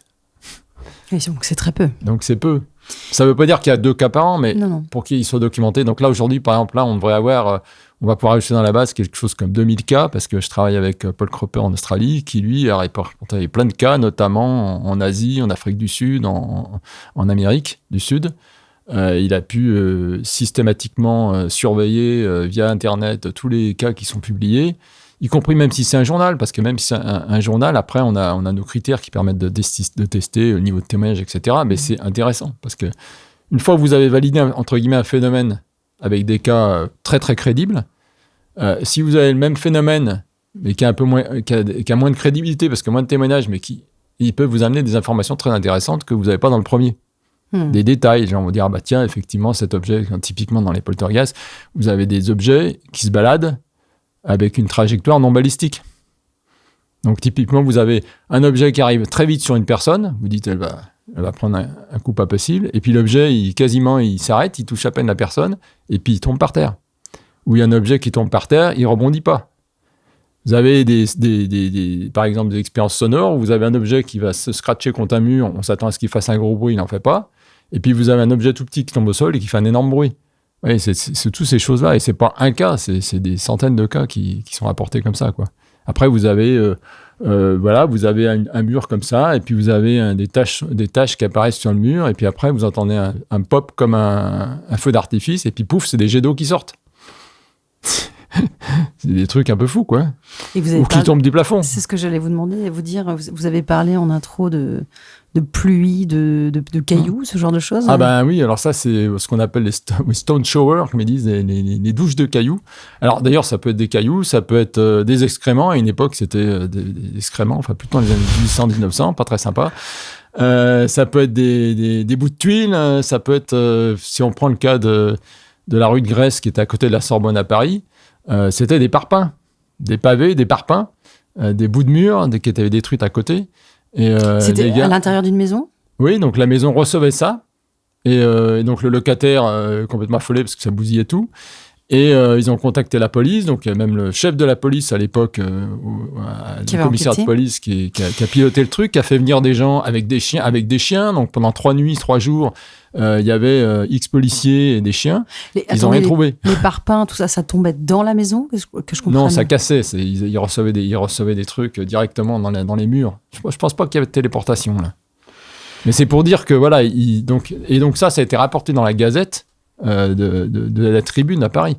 Et il y a eu un procès entre le propriétaire et le locataire parce que le locataire voulait casser le bail. Et on peut comprendre. Et on a accepté, ils ont accepté. Non, mais ce qui est intéressant, c'est de se dire que la justice a accepté qu'on casse le bail sur le fait qu'il y avait un phénomène surnaturel. Et ça, c'est pas, voilà, on parle de la France, mais je crois que c'est à Linwood, en Californie, c'était en 1960, un truc comme ça, donc c'est pas si loin que ça, ou même plus tard. Vous avez un endroit où il y a plein de voitures, et il y a 200 pierres qui tombent sur les voitures, plus des boulons et des écrous. Et en plus, les trucs arrivent horizontalement, donc quand vous lancez un caillou, c'est plutôt quelque chose de parabolique, les trucs arrivent horizontalement et parfois à grande vitesse. Ça fait des dégâts, donc du coup, il y a un procès. On a dit, tiens, c'est depuis que ce gars, il est là, et il nous semble qu'il était par là quand ça s'est passé, donc on accuse le gars de lancer des cailloux sur les voitures.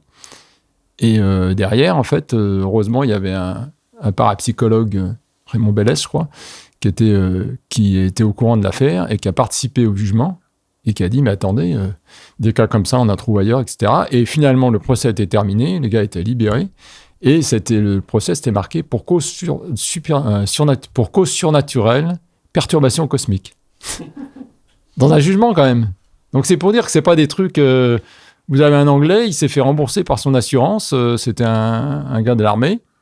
Pendant 7 fois, il a eu des feux, etc. Il a fait venir même le Scotland Yard. Enfin, il a fait venir plein de gens pour faire... Des feux chez lui ? Oui. Dans sa maison ? Lui, il avait un appartement en Angleterre. Et il venait à Paris, souvent. Et donc, dans son appartement en Angleterre, il avait des feux. Il a fait venir Scotland Yard, etc., qui ont établi qu'il n'y avait pas de cause. Et il s'est fait rembourser par son assurance sur les... Voilà, donc c'est pour dire que voilà, les poltergeists, on n'en parle pas beaucoup.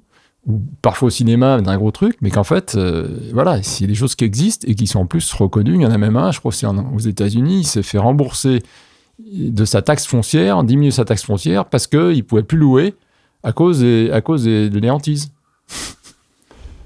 Bon. Donc voilà, c'est des choses qui existent, dont on parle pas beaucoup. Non. Mais qui sont énormes, quoi. C'est une vaste complot d'arnaque à l'assurance, visiblement. Mais c'est vrai que ça peut quand même questionner quand on vous écoute, Éric Dulin, sur la question Geist de l'esprit. Parce que c'est vrai qu'on entend par esprit le fait qu'il y ait une intentionnalité derrière. Ouais. En fait, on n'en sait rien, visiblement. En fait, voilà. Je pense que là où vous avez raison, c'est que depuis l'hypothèse, en fait, ce qui s'est passé, c'est que on va dire qu'avant, on disait c'était le premier truc à partir des Romains et tout ça, on a dit c'est un décédé qui vient et qui dit j'ai été mal enterré, je suis pas content et donc il faut me refaire ma sépulture. Et il y a plusieurs cas comme ça en fait où ils refont la sépulture et bizarrement ça va mieux. Bon. Après on a dit c'est les lutins, c'est les gnomes, etc. Après c'est les djinns quand on est un musulman. Voilà, donc on dit le petit peuple entre guillemets. Après, il y a eu la période des démons et des sorcières. Donc, les sorcières, à un moment donné, les gens, ils étaient avec un épée et ils donnaient des coups d'épée dans le vide parce qu'ils disaient, il y a une sorcière invisible qui vient de... Voilà. Et après, en fait, d'abord, on a évolué sur la connaissance psychologique, etc. On a commencé sur l'inconscient, il y a eu plein de travaux là-dessus. Après, il y a des gens comme professeur Notzing, en Allemagne, qui a commencé à faire un parallèle en disant, c'est vrai que je travaille avec des médiums physiques et il y a des effets qui sont proches, quoi. Donc, avec quelqu'un avec qui je travaille, il me fait des déplacements d'objets, etc. Et donc, lui, du coup, il a appelé ça le spook medium. C'est-à-dire, spook, ça veut dire effectivement poltergeist, mais médium. Voilà, donc, il était déjà dans l'approchage. Hein. Et puis, celui qui a vraiment lancé la chose, c'est William Rawls, aux États-Unis, qui, lui, a étudié... il a fait une analyse statistique en plus sur 117 cas, et qui, lui, a mis en avant que ça pouvait être dans beaucoup de cas lié à une personne, et il a même posé le terme RSPK comme Recurrent Spontaneous Psychokinesis, donc psychokinèse spontanée récurrente. Voilà. Pour dire, voilà, c'est un truc qui revient souvent, enfin qui revient avec la même personne, et c'est une personne qui est une agent. Donc on est parti là-dessus. Et puis je pense que ça a arrangé plein de gens, parce que c'est de dire, voilà, on sort un peu de l'obscurantisme, du spiritisme, tout ce qu'on veut. Voilà, c'est finalement l'inconscient, c'est quelqu'un, c'est super rassurant. On n'a pas de nouveau, rasoir d'Occam, on n'invente pas de nouvelles entités. Et donc, c'est l'inconscient qui crée tout ça, quoi. L'inconscient d'une personne. Voilà. Alors, c'est très sympa, mais c'est vrai que moi, j'en donne à certaines limites, parce qu'à partir du moment où, alors, on est allé assez loin, parce qu'en fait, on dit l'inconscient à la personne, puis au bout d'un moment, de temps en temps, dans ces histoires de poltergeist, on a l'impression que l'entité, elle devient un peu indépendante, quoi. Elle se promène indépendamment de la personne qui est l'agent. Alors après, on dit, bah oui, mais c'est peut-être des formes pensées, un peu comme au Tibet, où ils s'entraînaient, ils avaient des formes pensées. On dit attention d'ailleurs, parce qu'au bout d'un moment, la forme pensée, elle devient dépendante et vous avez du mal à vous en débarrasser. Donc on est toujours dans le même truc. Mais pour moi, on force un peu le trait, c'est-à-dire que moi, je ne suis pas plus rassuré, entre guillemets, scientifiquement, de dire, c'est un inconscient, mais c'est un inconscient super pouvoir, quoi.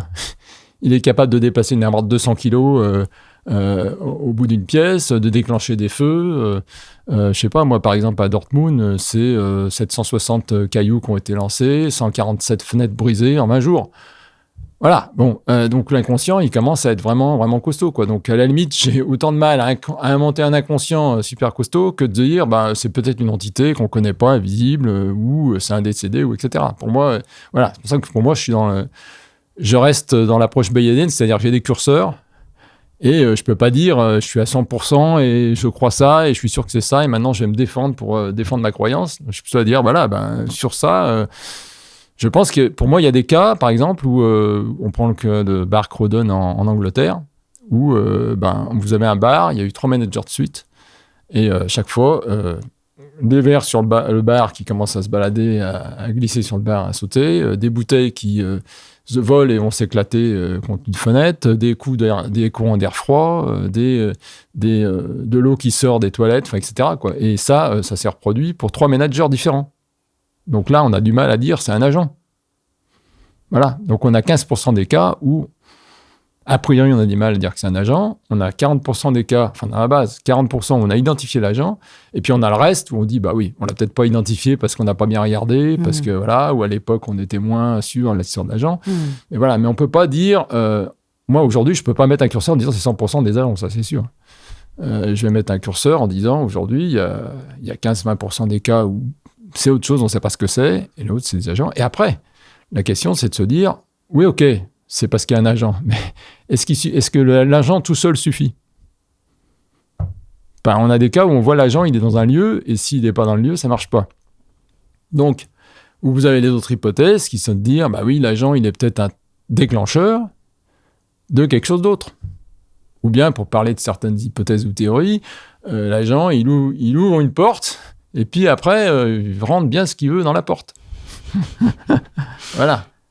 Bon, il faut être ouvert dans ce domaine. On ne connaît pas. Donc, si on ne connaît pas, il ne faut pas se fermer en disant non, mais c'est inconscient et on n'en parle plus, quoi. C'est très limitatif. Par contre, il ne faut pas non plus tomber dans le truc en disant c'est que des entités, des démons, ou bien c'est que des décédés, etc. Mais je pense qu'il faut rester ouvert sur les différentes... Parce qu'il y a quand même des cas, je crois que chez 15% des cas, où c'est en lien, donc 10% qui sont liés, on dit, liés à une communication avec un décédé. C'est-à-dire que dans les témoignages, les gens disent oui, il y a une personne qui est morte, il y a eu des discussions avec lui. Enfin bon, voilà. Donc il y a quand même 10% des cas où les gens, par témoignage, estiment qu'a priori, c'est connecté avec un décès. Bon. Tout ce qui est spiritisme, peut-être, notamment ?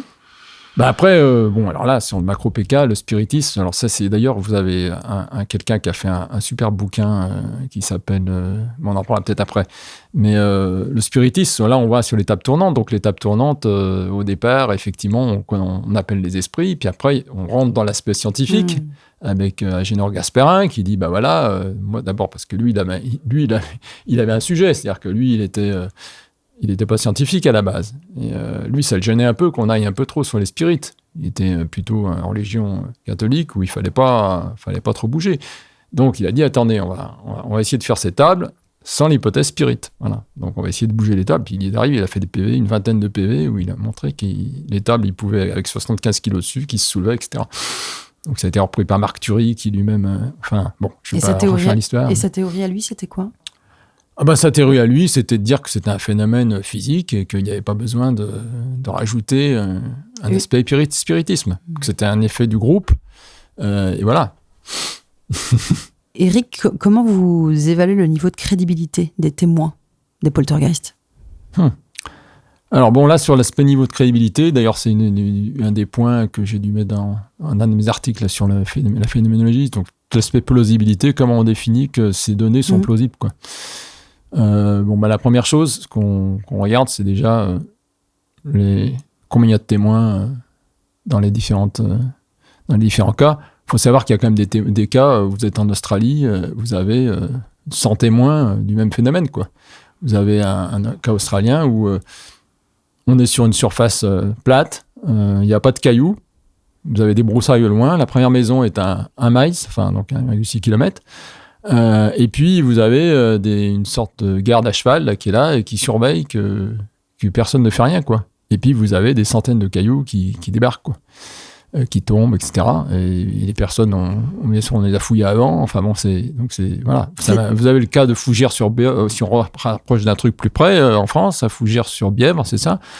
Oui, ça, c'était un cas intéressant. Vous avez quelqu'un qui est chez lui et puis...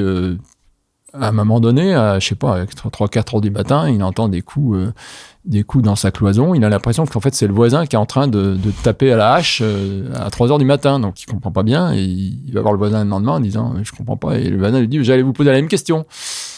Ah bon ? Et alors, donc, apparemment, c'est la cloison entre leurs deux maisons, puisqu'évidemment, c'est des maisons contiguës, qui faisait du bruit. Donc, étonné, il regarde de plus près.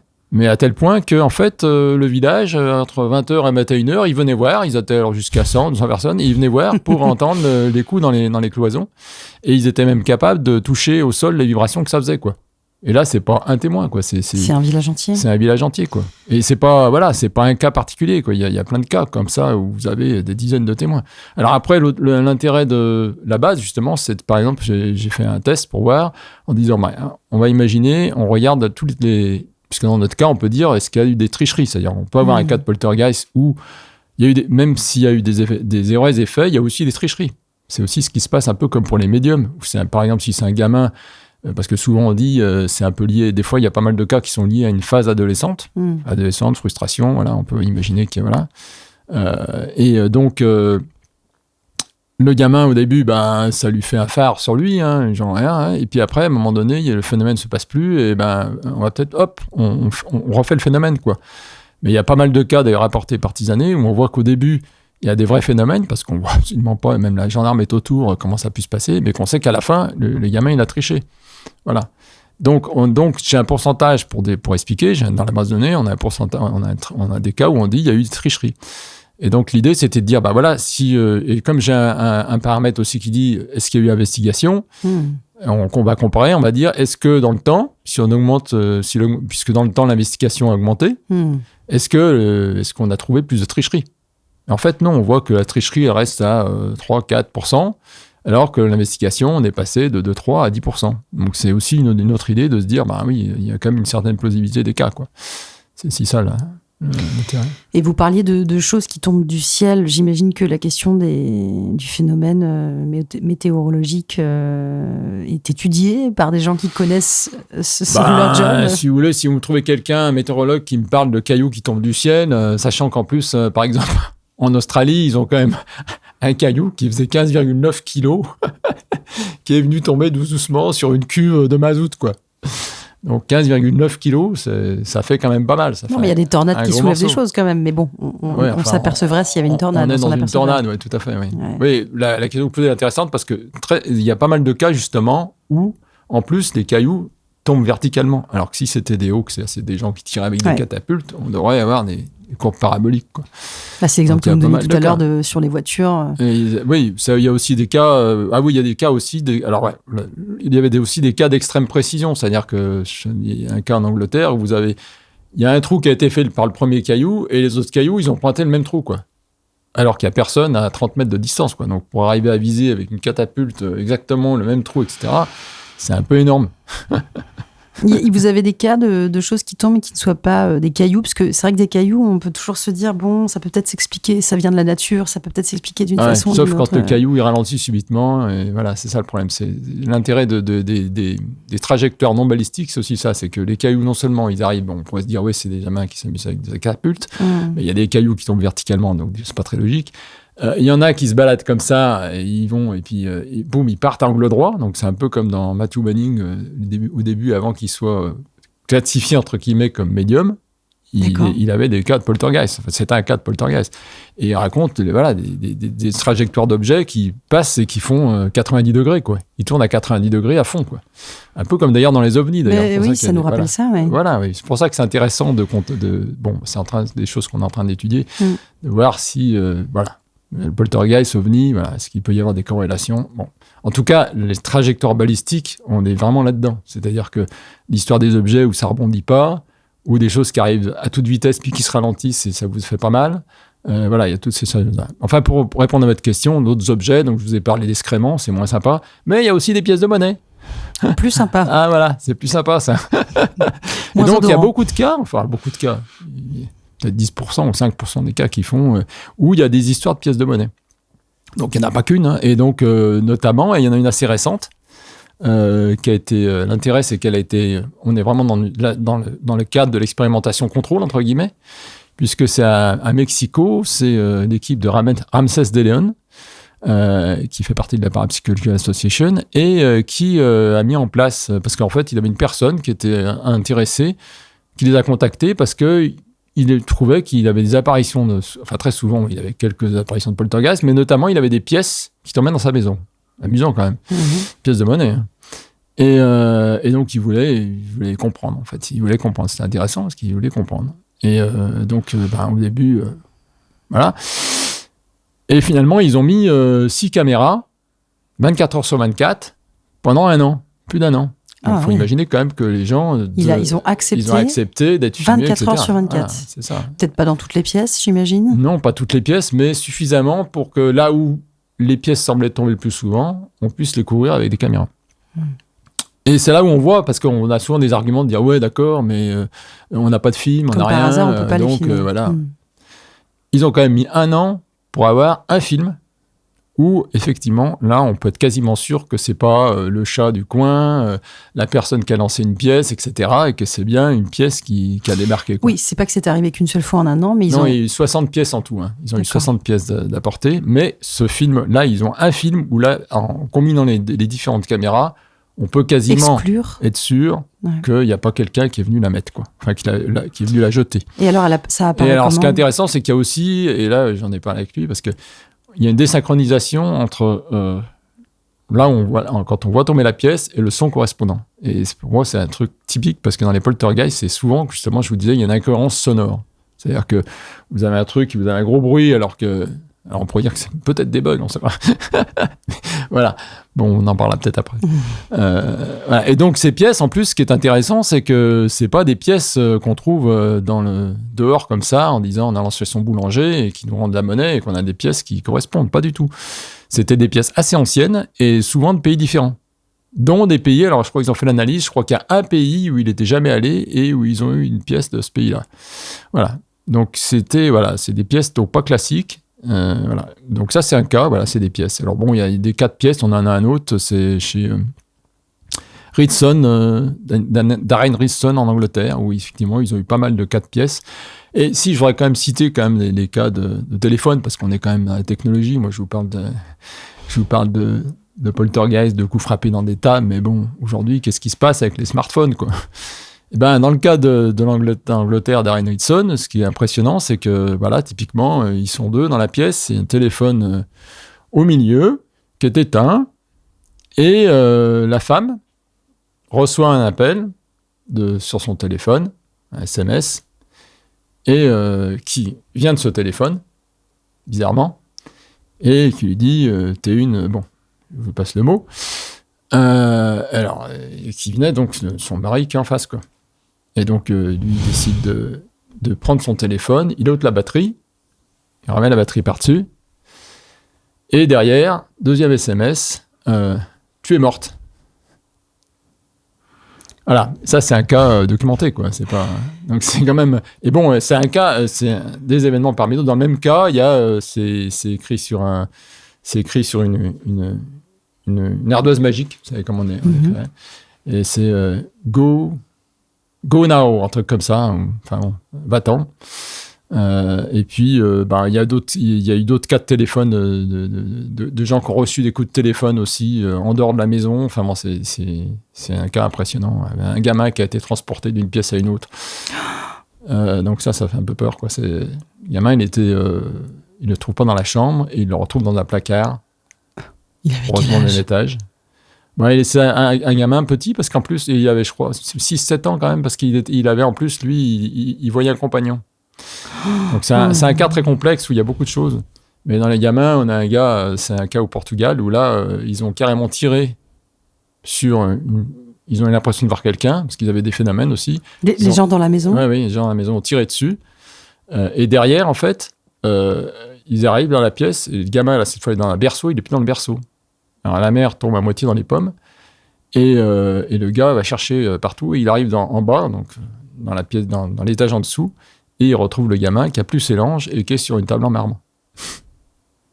Cas documenté, un cas du Portugal qui a été rapporté par Camille Flammarion. Donc c'est moins documenté que le cas dont je vous parle d'Ariane Erickson, parce qu'Ariane Erickson, c'est un bouquin complet qui a été fait. Et en plus, il a été expertisé par la SPR derrière. Et puis, il a écrit un autre bouquin qui s'appelle Contagion, qui montre justement que vous pouvez avoir des cas de contagion. C'est-à-dire que le cas se passe dans une maison, et puis on ne sait pas pourquoi, mais soit parce que les personnes changent, etc., et se retrouvent ou trouvent une autre personne, ça se passe dans une autre maison. Vous avez des cas comme ça, ou des cas comme un cas de... Alors là, c'est un cas où justement, parce qu'on n'en a pas parlé, les cas de possession, entre guillemets. Ouais. Où là, effectivement, c'est un Reisinger, c'est le frère Reisinger, qui est assez connu pour faire de l'exorcisme, et qui est avec une personne qui se retrouve plaquée au mur, en l'air, quoi. Et les gens n'arrivent pas à la descendre, quoi. Là, celle-là, on retombe dans les films. Hein. Ah, là, c'est l'exorciste. Là, on retombe dans les films, mais sur un cas documenté, quoi. Et j'en parle parce qu'en fait, derrière, donc je crois qu'ils étaient 3, il y avait un prêtre, il y était 3 prêtres, un truc comme ça. Et après, eux, quand ils vont chez eux, ils ont des phénomènes. Donc, des coups frappés, des choses comme ça, quoi. Donc, c'est pas rare, en fait, que certains phénomènes de poltergeist se passent dans une maison et que les gens qui partent, ils ont aussi des phénomènes chez eux, ailleurs. Et vous continuez à enquêter, vous. Non, mais bon, voilà. Vous avez des cas, je vous ai pas parlé du cas de l'odeur aussi, ça, c'est en plus, c'est documenté par Cornell, donc quelqu'un qui a écrit un bouquin avec Golden Cornell et qui était à l'ESPER aussi, et qui raconte, c'était dans sa maison de famille, il avait chez ses parents, je veux dire, ils étaient, je crois, au moins 7 témoins ou plus, et en fait, il y avait une sorte d'un seul coup, il y avait une odeur dans une zone. Donc, comme un cylindre. Donc, vous étiez à 50 cm du cylindre, vous ne sentez rien. Si vous rentrez dans le cylindre, vous sentez l'odeur. Vous sortez, vous ne le sentez plus. Et en plus, il se baladait. Mais comment l'objectiver, ça ? Ça, voilà, en dehors des témoignages, c'est compliqué. Hein. C'est la seule chose qu'il pouvait dire, c'est qu'effectivement... Et en plus, donc c'est pour ça que je vous en parle à propos de la contagion, parce que cette histoire d'odeur, il avait une copine qui habitait à 50 km de là, et qui a eu aussi l'odeur. Chez elle, quoi. Mais là, l'histoire de l'odeur dans un cylindre, c'est quand même assez intéressant parce que c'était vraiment localisé, quoi. Puis ça, dans l'histoire des poltergeists, quand il y a l'odeur, elle apparaît d'un seul coup, elle disparaît d'un seul coup. Alors quand une maison dans une odeur, vous mettez une odeur, ça prend du temps pour entrer et ça, on le sait bien, ça prend du temps pour sortir. Vous l'avez évoqué tout à l'heure en rigolant, mais c'est vrai que ça fait un peu penser à des glitches dans la matrice. Voilà. On va y venir tout à l'heure. Éric, pour comprendre tous ces phénomènes, notamment les phénomènes psy, PSI, vous vous êtes intéressé forcément au changement de conscience et vous êtes allé vous-même au Monroe Institute aux États-Unis. Est-ce que vous pouvez nous expliquer ce que c'est et par qui ça a été fondé, dans quel objectif ? Monroe Institute, c'est Romer Monroe, qui était qui était spécialisé dans la radio, qui avait monté d'ailleurs une société de radiophonie, très intéressé donc par les sons, et qui à une époque, je crois qu'il avait un contrat avec le gouvernement pour étudier s'il y avait moyen de... Oui, c'était l'approche subliminale, de faire de la mémorisation pendant la nuit. Donc je vais apprendre l'anglais et je prends des cassettes et pendant la nuit je fais des... Voilà. Et en fait, je pense que il a découvert... il y avait deux choses. D'une part, il était là-dessus, et d'autre part, il lui est arrivé des expériences extraordinaires, qu'il a d'ailleurs apporté dans un livre. Je crois que c'était son livre, c'est Out Body Experience, un truc comme ça. Enfin, en tout cas, c'est lui qui a mis en place ce mot, alors qu'avant, on parlait plutôt de voyage astral. Donc, expérience hors corps. Voilà. Et lui, il a voulu sortir de, je dirais, de l'héritage culturel de voyage astral, parce que lui, il a vécu cette expérience en tant que... D'abord, il s'est posé des grosses questions, parce que lui, il s'est retrouvé donc au-dessus de son corps, avoir son corps et se dire, mais attends, mais j'ai un problème ou je suis fou. Donc, il a même fait un psychologue et tout, pour être sûr qu'il n'était pas... Voilà. C'était quelqu'un qui était très pragmatique. Et donc, c'est pour ça que quand il a fait son livre, il n'a pas voulu rentrer dans le mythe, la mythologie au voyage astral. Il a voulu vraiment dire, voilà, c'est une expérience hors du corps, quoi. Et suite à ça, comme il était dans les sons, il s'est demandé s'il n'y aurait pas des choses qui pourraient favoriser finalement. Puisqu'après, il a essayé de reproduire ce phénomène, il l'a eu en fait régulièrement, il les a documentés, il a écrit 3 livres dessus en fait. Sur ses sorties hors du corps. Oui, c'était Ultimate Out Body Experience, après c'était Far Journey, donc journée loin, et après Ultimate journée ultime. Donc il a toute une histoire là-dessus. Et puis il a découvert donc effectivement à partir des sons, il s'est dit mais est-ce qu'on peut favoriser des états de conscience particuliers, puisqu'il sentait bien que c'était des états de conscience particuliers qui permettent d'accéder à ça. Et il a utilisé un brevet qui avait déjà été d'ailleurs déposé, c'est l'EMI5 s'appuie sur une technologie qui en fait c'est une technologie qui permet d'entraîner les ondes cérébrales dans un niveau. Donc, si vous avez dans les ondes cérébrales, il y a les ondes, en gros, bêta. Donc, on est en train de discuter. Là, on est vraiment... Quand on dit on est en onde bêta, c'est la majorité de notre circuiterie là-haut, de l'activité cérébrale, et donc des ondes qui sont émises par le cerveau, est dans le bêta, c'est-à-dire 8-12 Hertz. Voilà. Et après, donc, vous pouvez descendre en onde alpha. Donc là, en onde alpha, c'est vous êtes déjà en relaxation, etc. Ou en onde θ, vous êtes endormi. Et puis, vous avez aussi les ondes gamma qui sont peut-être aussi une connexion et plus liée à la télékinésie éventuellement et aux OBE, quoi. OBE, sortir du corps. Voilà, sortir du corps, pardon. SHC en français, d'ailleurs, utilisé par Akena, notamment, qui fait ça en France. Et donc, suite à ces essais, en fait, il part de cette technologie, EMI5. Pourquoi ? Parce qu'en fait, c'est une technologie qui permet... En fait, on met deux fréquences dans chaque oreille en stéréo. Donc, par exemple, on vous met du 8 Hz ici et du 12 Hz et du 4 Hz ici. Et le cerveau va faire la soustraction. En fait, il va vous donner du 4 Hz. C'est-à-dire qu'il a tendance à comprendre que c'est du 4 Hz. Et il va petit à petit essayer d'entraîner votre cerveau vers cette fréquence-là. Ce qu'on appelle la binauralité. Voilà, donc EMI5, c'est le nom de code qu'utilise Monroe pour cette technologie. Mais en fait, l'idée, c'est effectivement un système qui permet d'entraîner votre cerveau, donc de niveau bêta classique au niveau alpha, voire θ, etc. Partant de ça, il développe ça, et en fait, il a monté un petit groupe d'études, et notamment avec Thomas Campbell, dont on va pouvoir reparler après.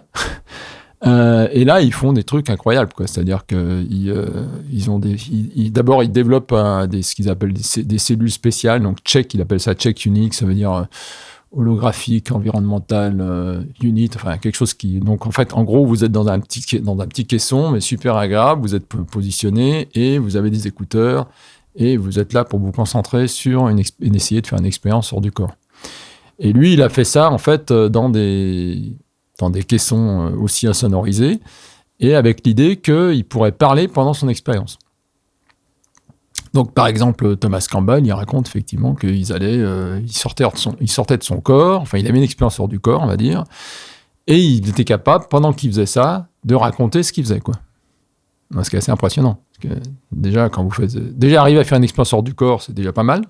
Et lui, il faisait une expérience hors du corps, et en même temps, il était capable de la documenter en parallèle, quoi. Et donc, ils ont travaillé, mais des années, en fait, là-dessus, avec Monroe et d'autres, pour essayer de trouver, en fait, quels étaient les états mentaux possibles pour déclencher les expériences et comment on pouvait éventuellement les déclencher avec ce système sonore MI5. Voilà. Et donc, après, ils ont construit ce qu'on appelle les Gateway Voyage. Donc, en fait, c'était des stages d'une semaine où vous veniez et vous aviez chacun justement votre unit.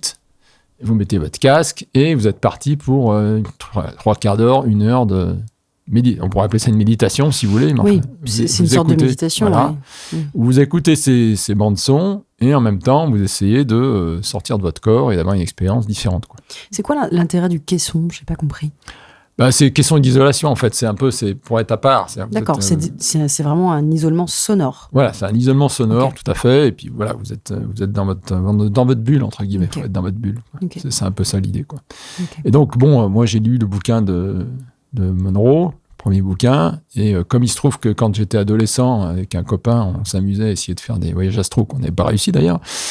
Je lis ce bouquin et je dis parce que après on a dit des voyages astrales qui étaient racontés pour les auditeurs qui sont un peu de mon âge, le Sam Grand-Paul, le moine tibétain qui nous raconte avec le 3e œil, etc.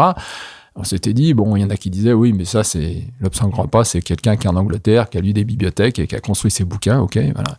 Et donc, voyage astral, on n'a pas réussi. Mais c'est quoi un voyage astral, juste en fait, c'est la même chose qu'une sortie hors du corps, en fait, sauf que c'est un autre terme et que c'est un peu plus ésotérique. Ça avait une connotation ésotérique, c'est pour ça que Monroe n'a pas voulu l'apprendre, pour sortir sur un mode plus pragmatique, en fait. Et donc, donc moi je lis ce bouquin et effectivement, en suivant un peu ce qu'a raconté Monroe, j'arrive à faire une première sortie, ce qui me trouve, ce qui est, comment dire, life changing, comme on dit, ça vous change ça vous change votre vue du monde, quoi. Qu'est-ce qui se passe pendant une sortie hors du corps ? Qu'est-ce qui s'est passé pendant la vôtre ? Oui, je veux dire, qu'est-ce qui se passe ? Parce que c'est des expériences personnelles, en fait, c'est très subjectif. Dans mon cas, la première fois, je me retrouve dans une pièce. Alors, je les ai documentés, justement, parce que ça, c'est pour ceux qui veulent s'entraîner, il faut vraiment faire ça. Il faut noter ses rêves, il faut surtout noter ses expériences tout de suite. Oui, parce qu'il faut dire que vous dormez, vous allez au lit. Voilà, exact. Alors, dans mon cas, parce qu'il y a des gens qui performent très fort là-dedans, et puis après, ça dépend des gens. Il y en a qui ont plusieurs méthodes, mais il y en a qui peuvent le faire en partant en méditation, et voilà. Dans mon cas, ça s'est toujours passé à partir de la nuit et du rêve. Plutôt, c'est ce qui se passe souvent dans les 4-5 heures du matin, c'est là où vous avez les meilleurs créneaux, entre guillemets, les meilleures fenêtres, parce que votre corps s'est un peu reposé, votre esprit, etc. Enfin bon. Et donc, oui, j'étais dans une pièce et je me retrouve, je dis, wow, enfin bon, quand on réalise ça, on se dit, ça y est, mais c'est incroyable, quoi, parce que là, on a l'impression que c'est, comme on dit, crypty en anglais, c'est-à-dire que l'image elle est encore plus nette, enfin, on a l'impression de vivre 2 fois plus, quoi. C'est une expérience incroyable. Et puis, comme j'avais lu des trucs, effectivement, de Monroe, alors je dis, alors j'essaye de mettre la main à travers un mur, mais j'étais quand même prudent, donc je rentre la main et puis je la ressors. Après, je m'approche d'une vitre et je peux pas passer. Enfin, voilà. Mais vous, c'est bon.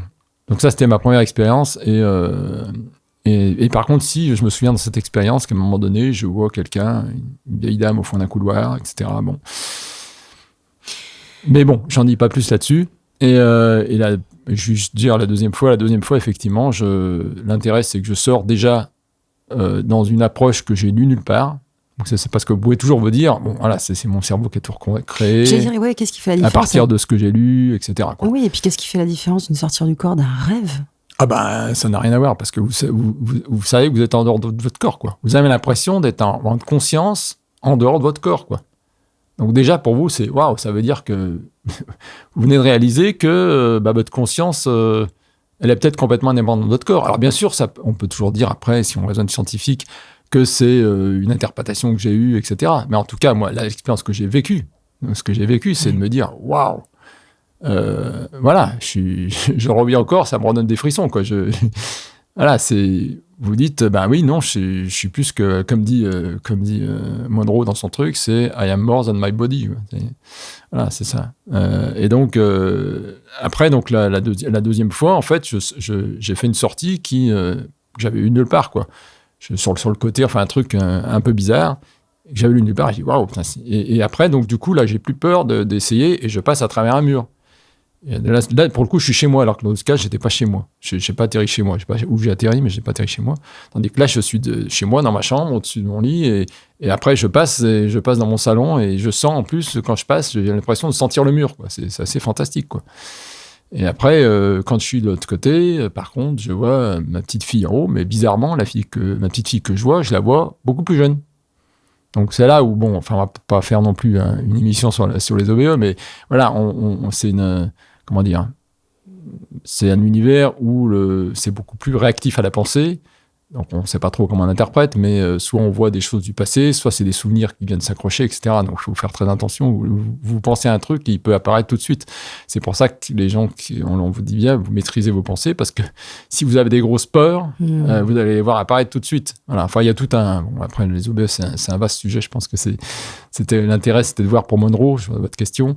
Donc voilà, donc ça m'a motivé. Et donc du coup, j'ai emmené ma famille, mes 2 filles... qui étaient encore des grandes ados, et on les a emmenés à faire un gateway, donc pendant 5 jours à Monroe, qui est une expérience assez fantastique. Même si sur place, j'ai pas reproduit d'OBE, parce que c'était.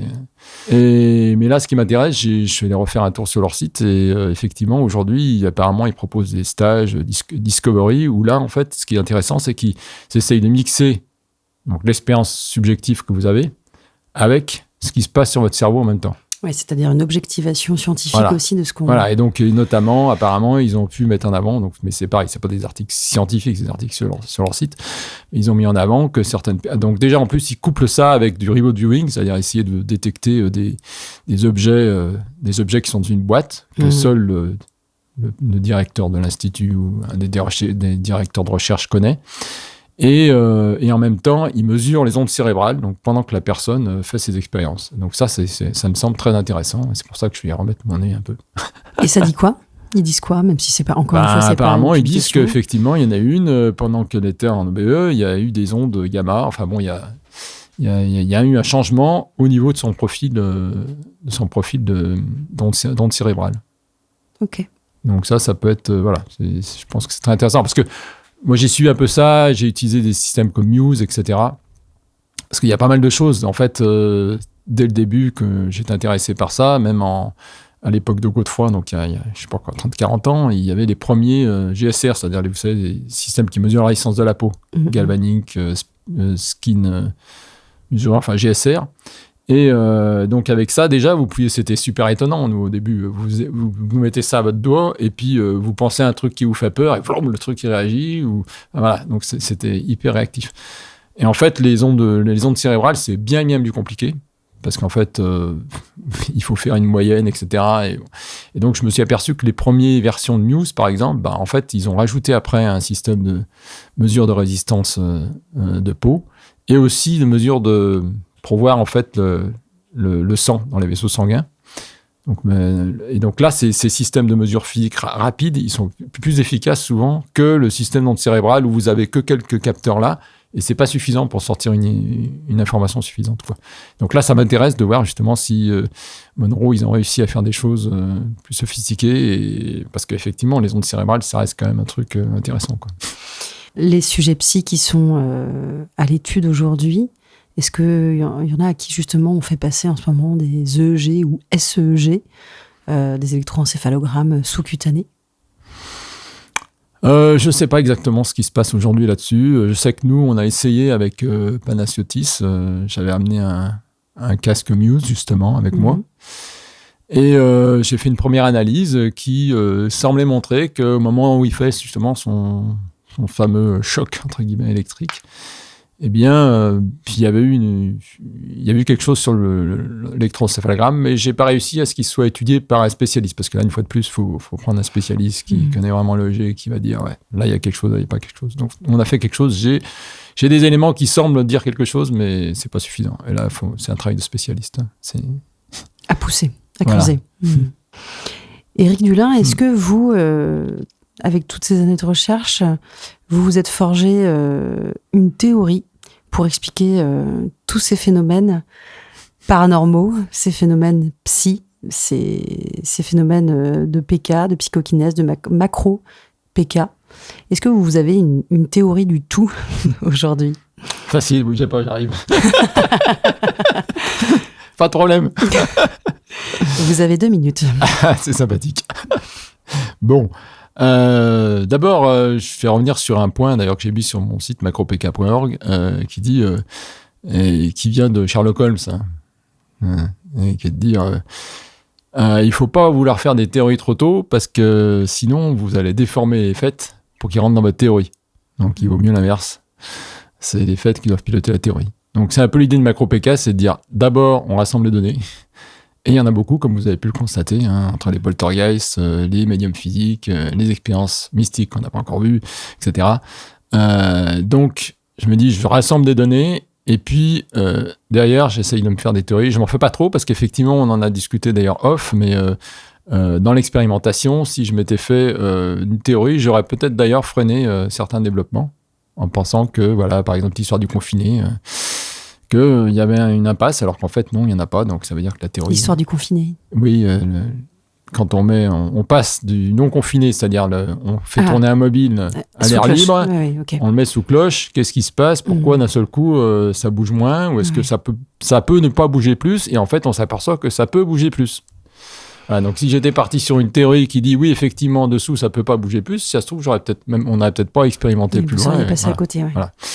Donc, il faut être vigilant. D'un autre côté, il ne faut pas attendre Mathusalem pour bâtir une théorie. Vous êtes d'accord? Et puis, ça fait partie de la vie. Il y en a qui vont plus développer les théories et ça va faire avancer aussi parce que faire une théorie, c'est faire des hypothèses. Et donc, c'est pouvoir monter des manips qui vont tester des hypothèses. Donc, il y a aussi un gros intérêt. Donc, moi, ce qui m'intéressait dans un premier temps, d'abord, je vous ai dit, j'aime bien l'approche bayésienne, c'est-à-dire de dire, je raisonne plutôt sur des niveaux de croyance sur les phénomènes que des niveaux de probabilité. C'est-à-dire que ce qui m'intéresse, c'est de dire, la téléportation, combien je mets? Est-ce que je mets 70% de croyance dedans? Est-ce que je pense que c'est 80 ou 90%? Et je suis prêt à remettre ça à jour, ce curseur, en fonction des événements. Donc, je ne suis pas là à me dire, je crois dur comme fer à, par exemple, la téléportation, et j'en bougerai pas, quoi. Et du coup, je vais me mettre en position d'avoir à défendre une croyance, alors qu'en fait, ce qui m'intéresse, c'est plutôt de ramener des faits qui vont me faire évoluer sur cette croyance. C'est-à-dire que vous essayez d'objectiver votre niveau à vous de croyance personnelle par sujet. Voilà. En vous disant, je suis déjà convaincu a priori à 70% que ça existe, donc il faut que je sois vigilant, typiquement. Oui, et puis c'est surtout que je ne veux pas me dire, je suis sûr de ça, et du coup, je vais ne faire que défendre ma position.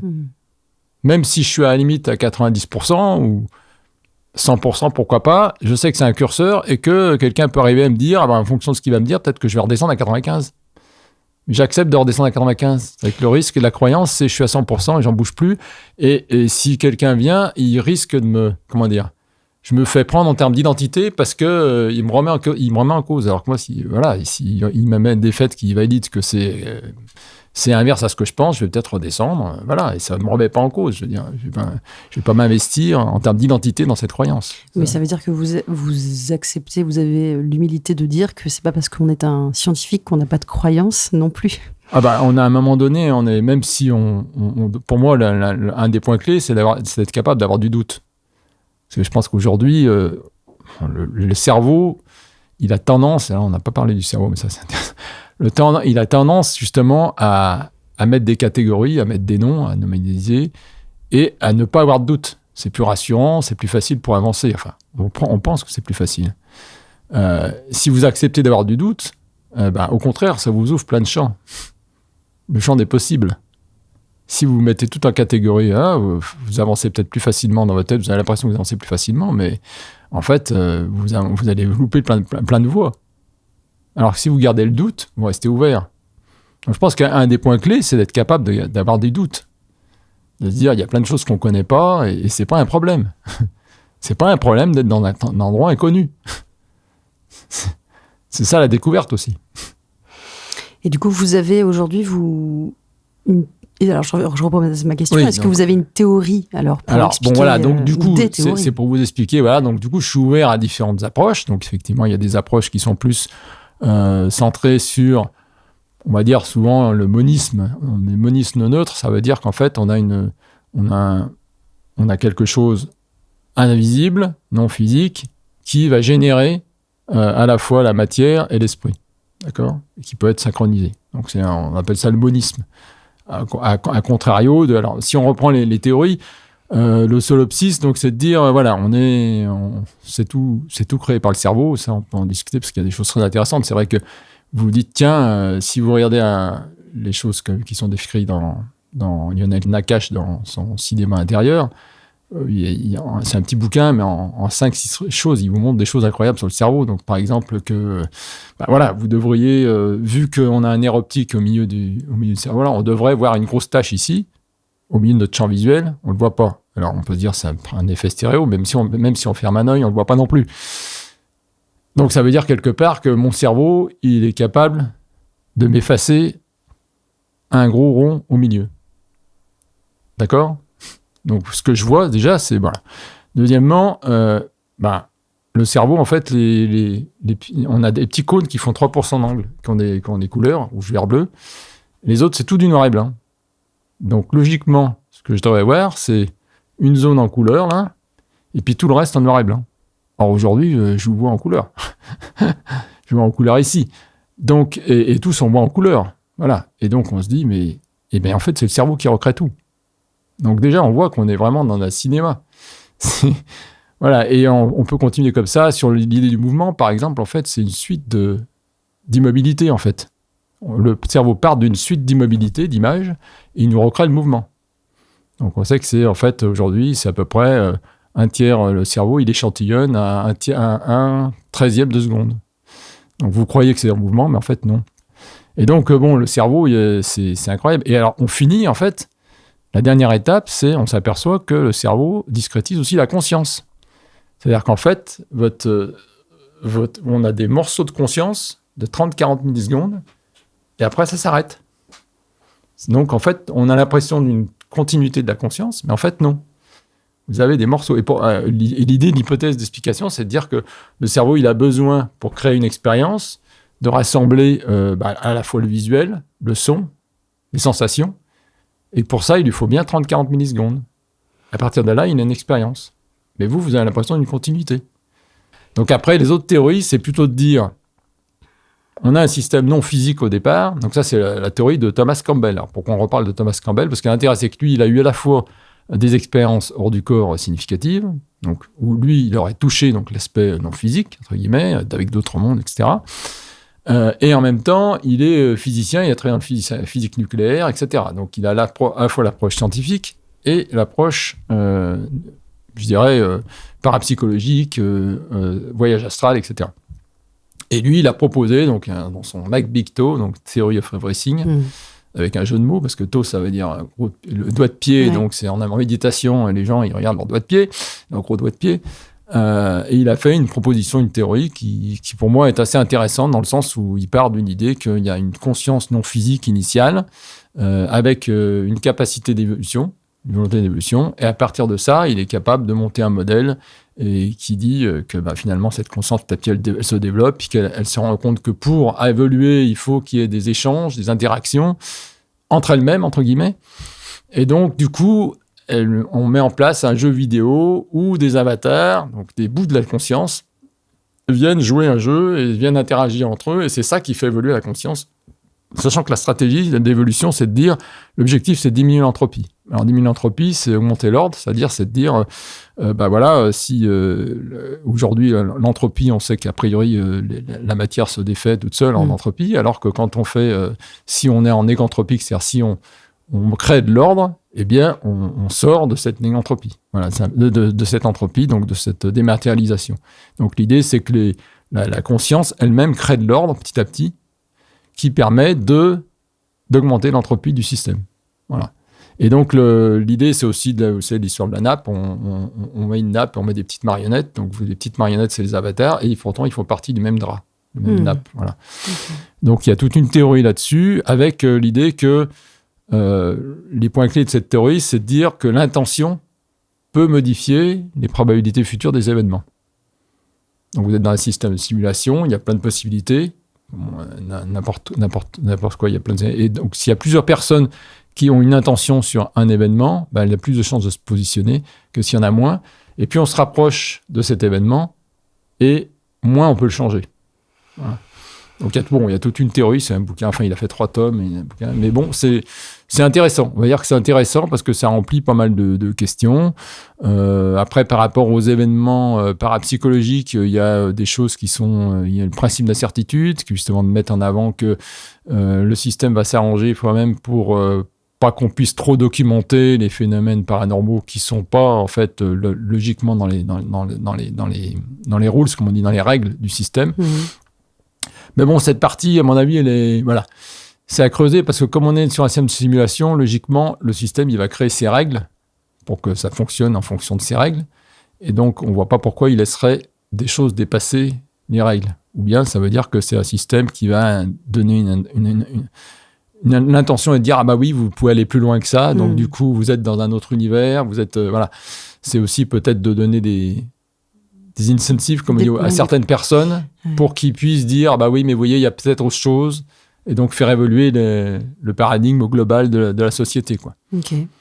Voilà, donc ça c'est ça. Bon après vous avez Brian Whitworth qui lui est parti il appelle ça le réalisme quantique. Donc il dit qu'au lieu que on est dans l'univers physique et qu'on découvre que le quantique il est un peu bizarre, on ne sait pas trop comment l'interpréter, lui sa théorie c'est de dire le quantique c'est la base en fait. Et le système physique d'aujourd'hui, il est émergent de système quantique.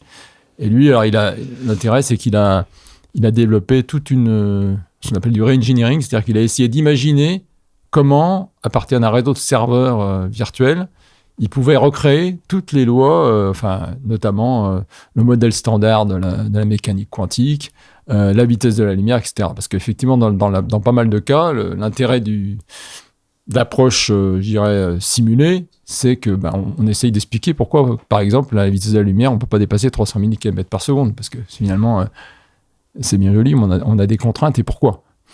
Donc là, l'idée dans la simulation, c'est de dire que, en fait, vous décomposez ce que vous voyez, vous, en plein de petits pixels, et en fait, vous avez donc le plus petit morceau, c'est la longueur de Planck, qui fait quand même que 10 puissance moins 35 mètres, mais c'est voilà. Et vous avez la vitesse à laquelle vous allez pouvoir changer votre pixel. Donc, c'est la fréquence d'horloge de votre... donc, la fréquence d'horloge, c'est le temps de Planck, qui est, je crois, 10 puissance moins 44, un truc comme ça. Et donc, si vous regardez combien vous pouvez parcourir avec le temps de Planck, c'est justement la longueur de Planck. Donc, si vous avez la division des deux, vous avez la vitesse de la lumière. Vous expliquez pourquoi la vitesse de la lumière est à 300 000 km par seconde, en fait. Parce que vous avez décomposé votre espace, etc. Bon, on va peut-être pas rentrer dans tout le détail, mais... c'est des choses intéressantes parce que si vous voulez, si on regarde la physique, en fait, on est parti de la matière, on l'a décomposée en petits morceaux. On parle de l'énergie, on la décompose en petits morceaux. Et on parle de l'espace. Et aujourd'hui, avec la gravité quantique, on a tendance à dire qu'on va décomposer aussi l'espace en petits morceaux, quoi. On digitalise, quoi. Donc on vient de plus en plus vers une notion d'information. Et comme disait John Wheeler... Archibald, hit from bit, c'est-à-dire que lui disait, au départ, je pensais que tout était matière, après tout était champ, et finalement, après, tout était information. Donc ça, c'était une idée intéressante de John Archibald qui mettait en avant sur le fait que le monde d'aujourd'hui, si on regarde bien, on est très proche d'un monde d'information. Et donc après, qu'est-ce qu'il y a en dessous, qu'est-ce qu'il y a autour ? Vous avez plusieurs stratégies pour faire ça, quoi. Soit vous dites que c'est un jeu, effectivement, un jeu vidéo qui est créé pour des avatars qui viennent se former. Soit vous dites, comme Brian Whitworth, en fait, c'est un système, au contraire, où ça se déroule, c'est quantique, mais vous continuez, la conscience est un produit du système. Et vous avez encore beaucoup de gens qui pensent que la conscience reste un produit ou une illusion de notre cerveau. Donc, c'est très ouvert. J'ai pas un curseur à 100% sur aucune des théories.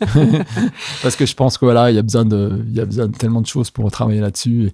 C'est un peu, souvent on me pose la question et je dis, mais vous amenez un smartphone à l'époque de Newton et vous lui demandez... c'est quoi ? Comment ça marche ? Qu'est-ce que c'est ? Sur quelle base ça marche ? Il peut pas vous répondre. Il a même pas l'électromagnétisme, il a rien. Même Einstein, à l'époque, ils n'avaient pas fait d'informatique. Donc, il ne pouvait pas avoir les mêmes idées que John Archibald Wheeler, voilà.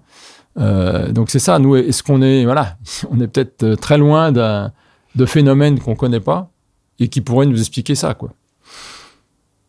Donc l'intérêt du travail sur tous ces phénomènes paranormaux, pour moi, c'est de documenter justement ce qui ne s'explique pas aujourd'hui pour essayer justement de pousser à faire avancer nos modèles.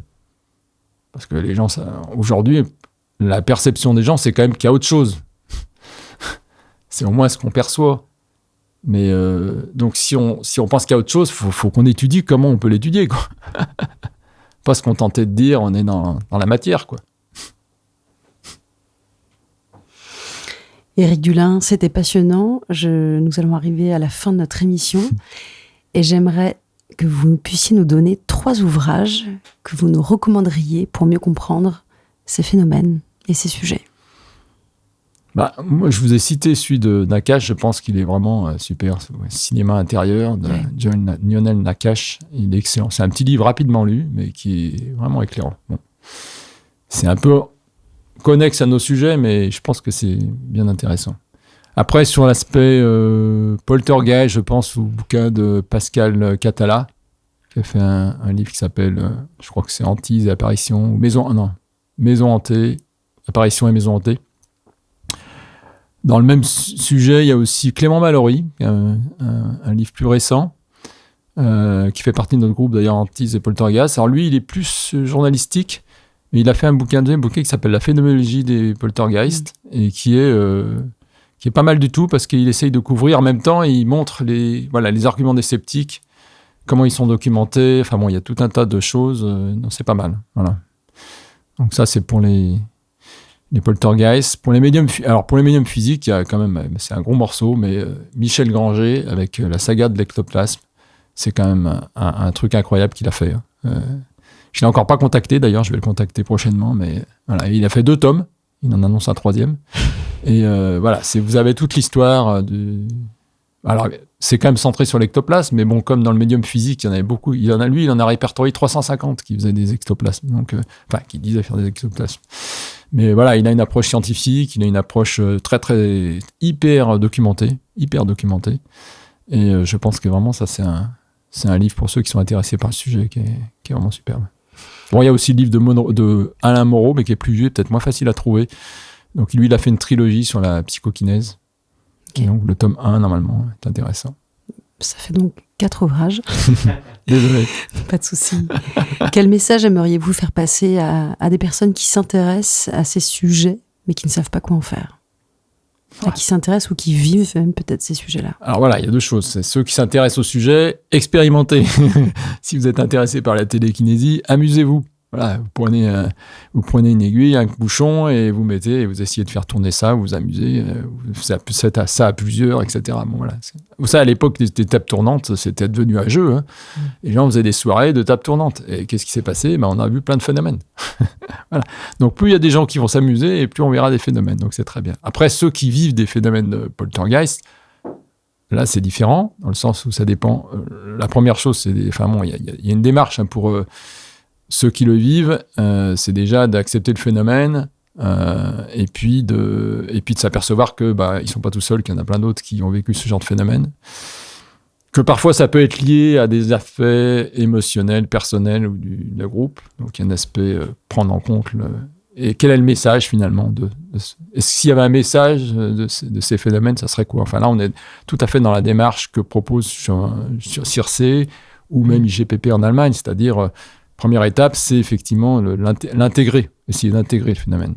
Après, bon, voilà, c'est pas forcément, à chaque cas, ça marche pas dans tous les cas, hein, mais voilà, ça peut remplir, si effectivement le phénomène est peut-être lié à une personne, eh bien, ça peut aider, et puis contacter, n'hésitez pas à contacter les CIRCE, voilà, si vous avez des phénomènes comme ça, il ne faut pas hésiter, hein, c'est fait pour ça, ils sont contents d'avoir les informations.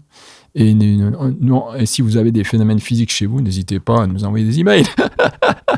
On sera intéressés aussi. Et je pense que voilà, il y a 2 choses. Il y a l'intérêt scientifique de dire qu'est-ce qui se passe, comment ça peut marcher. Mais il y a le point clé, c'est quand même, parce que souvent, c'est des gens qui en souffrent, voilà, c'est des gens qui en souffrent, et donc c'est de résoudre le problème de souffrance. Donc c'est pour ça que les gens comme CIRC, c'est fondamental. Le CIRC, oui. Voilà, nous, on a une approche scientifique, mais voilà, et vous pouvez contacter aussi l'IMI. Donc l'IMI, c'est un institut français qui est bien connu, et qui peut prendre en compte votre contact, et en fonction de ce contact, il peut vous mettre en contact soit avec CIRC, soit directement être traité aussi par notre cellule anti-poltergeist, pourquoi pas. Enfin voilà, aujourd'hui, il y a des solutions pour avancer, quoi. En tout cas, ne pas rester seul avec cela, quoi. Ah bah oui, complètement. Éric, une question que je ne vous ai pas posée, mais que vous auriez aimé que je vous pose. Ouh.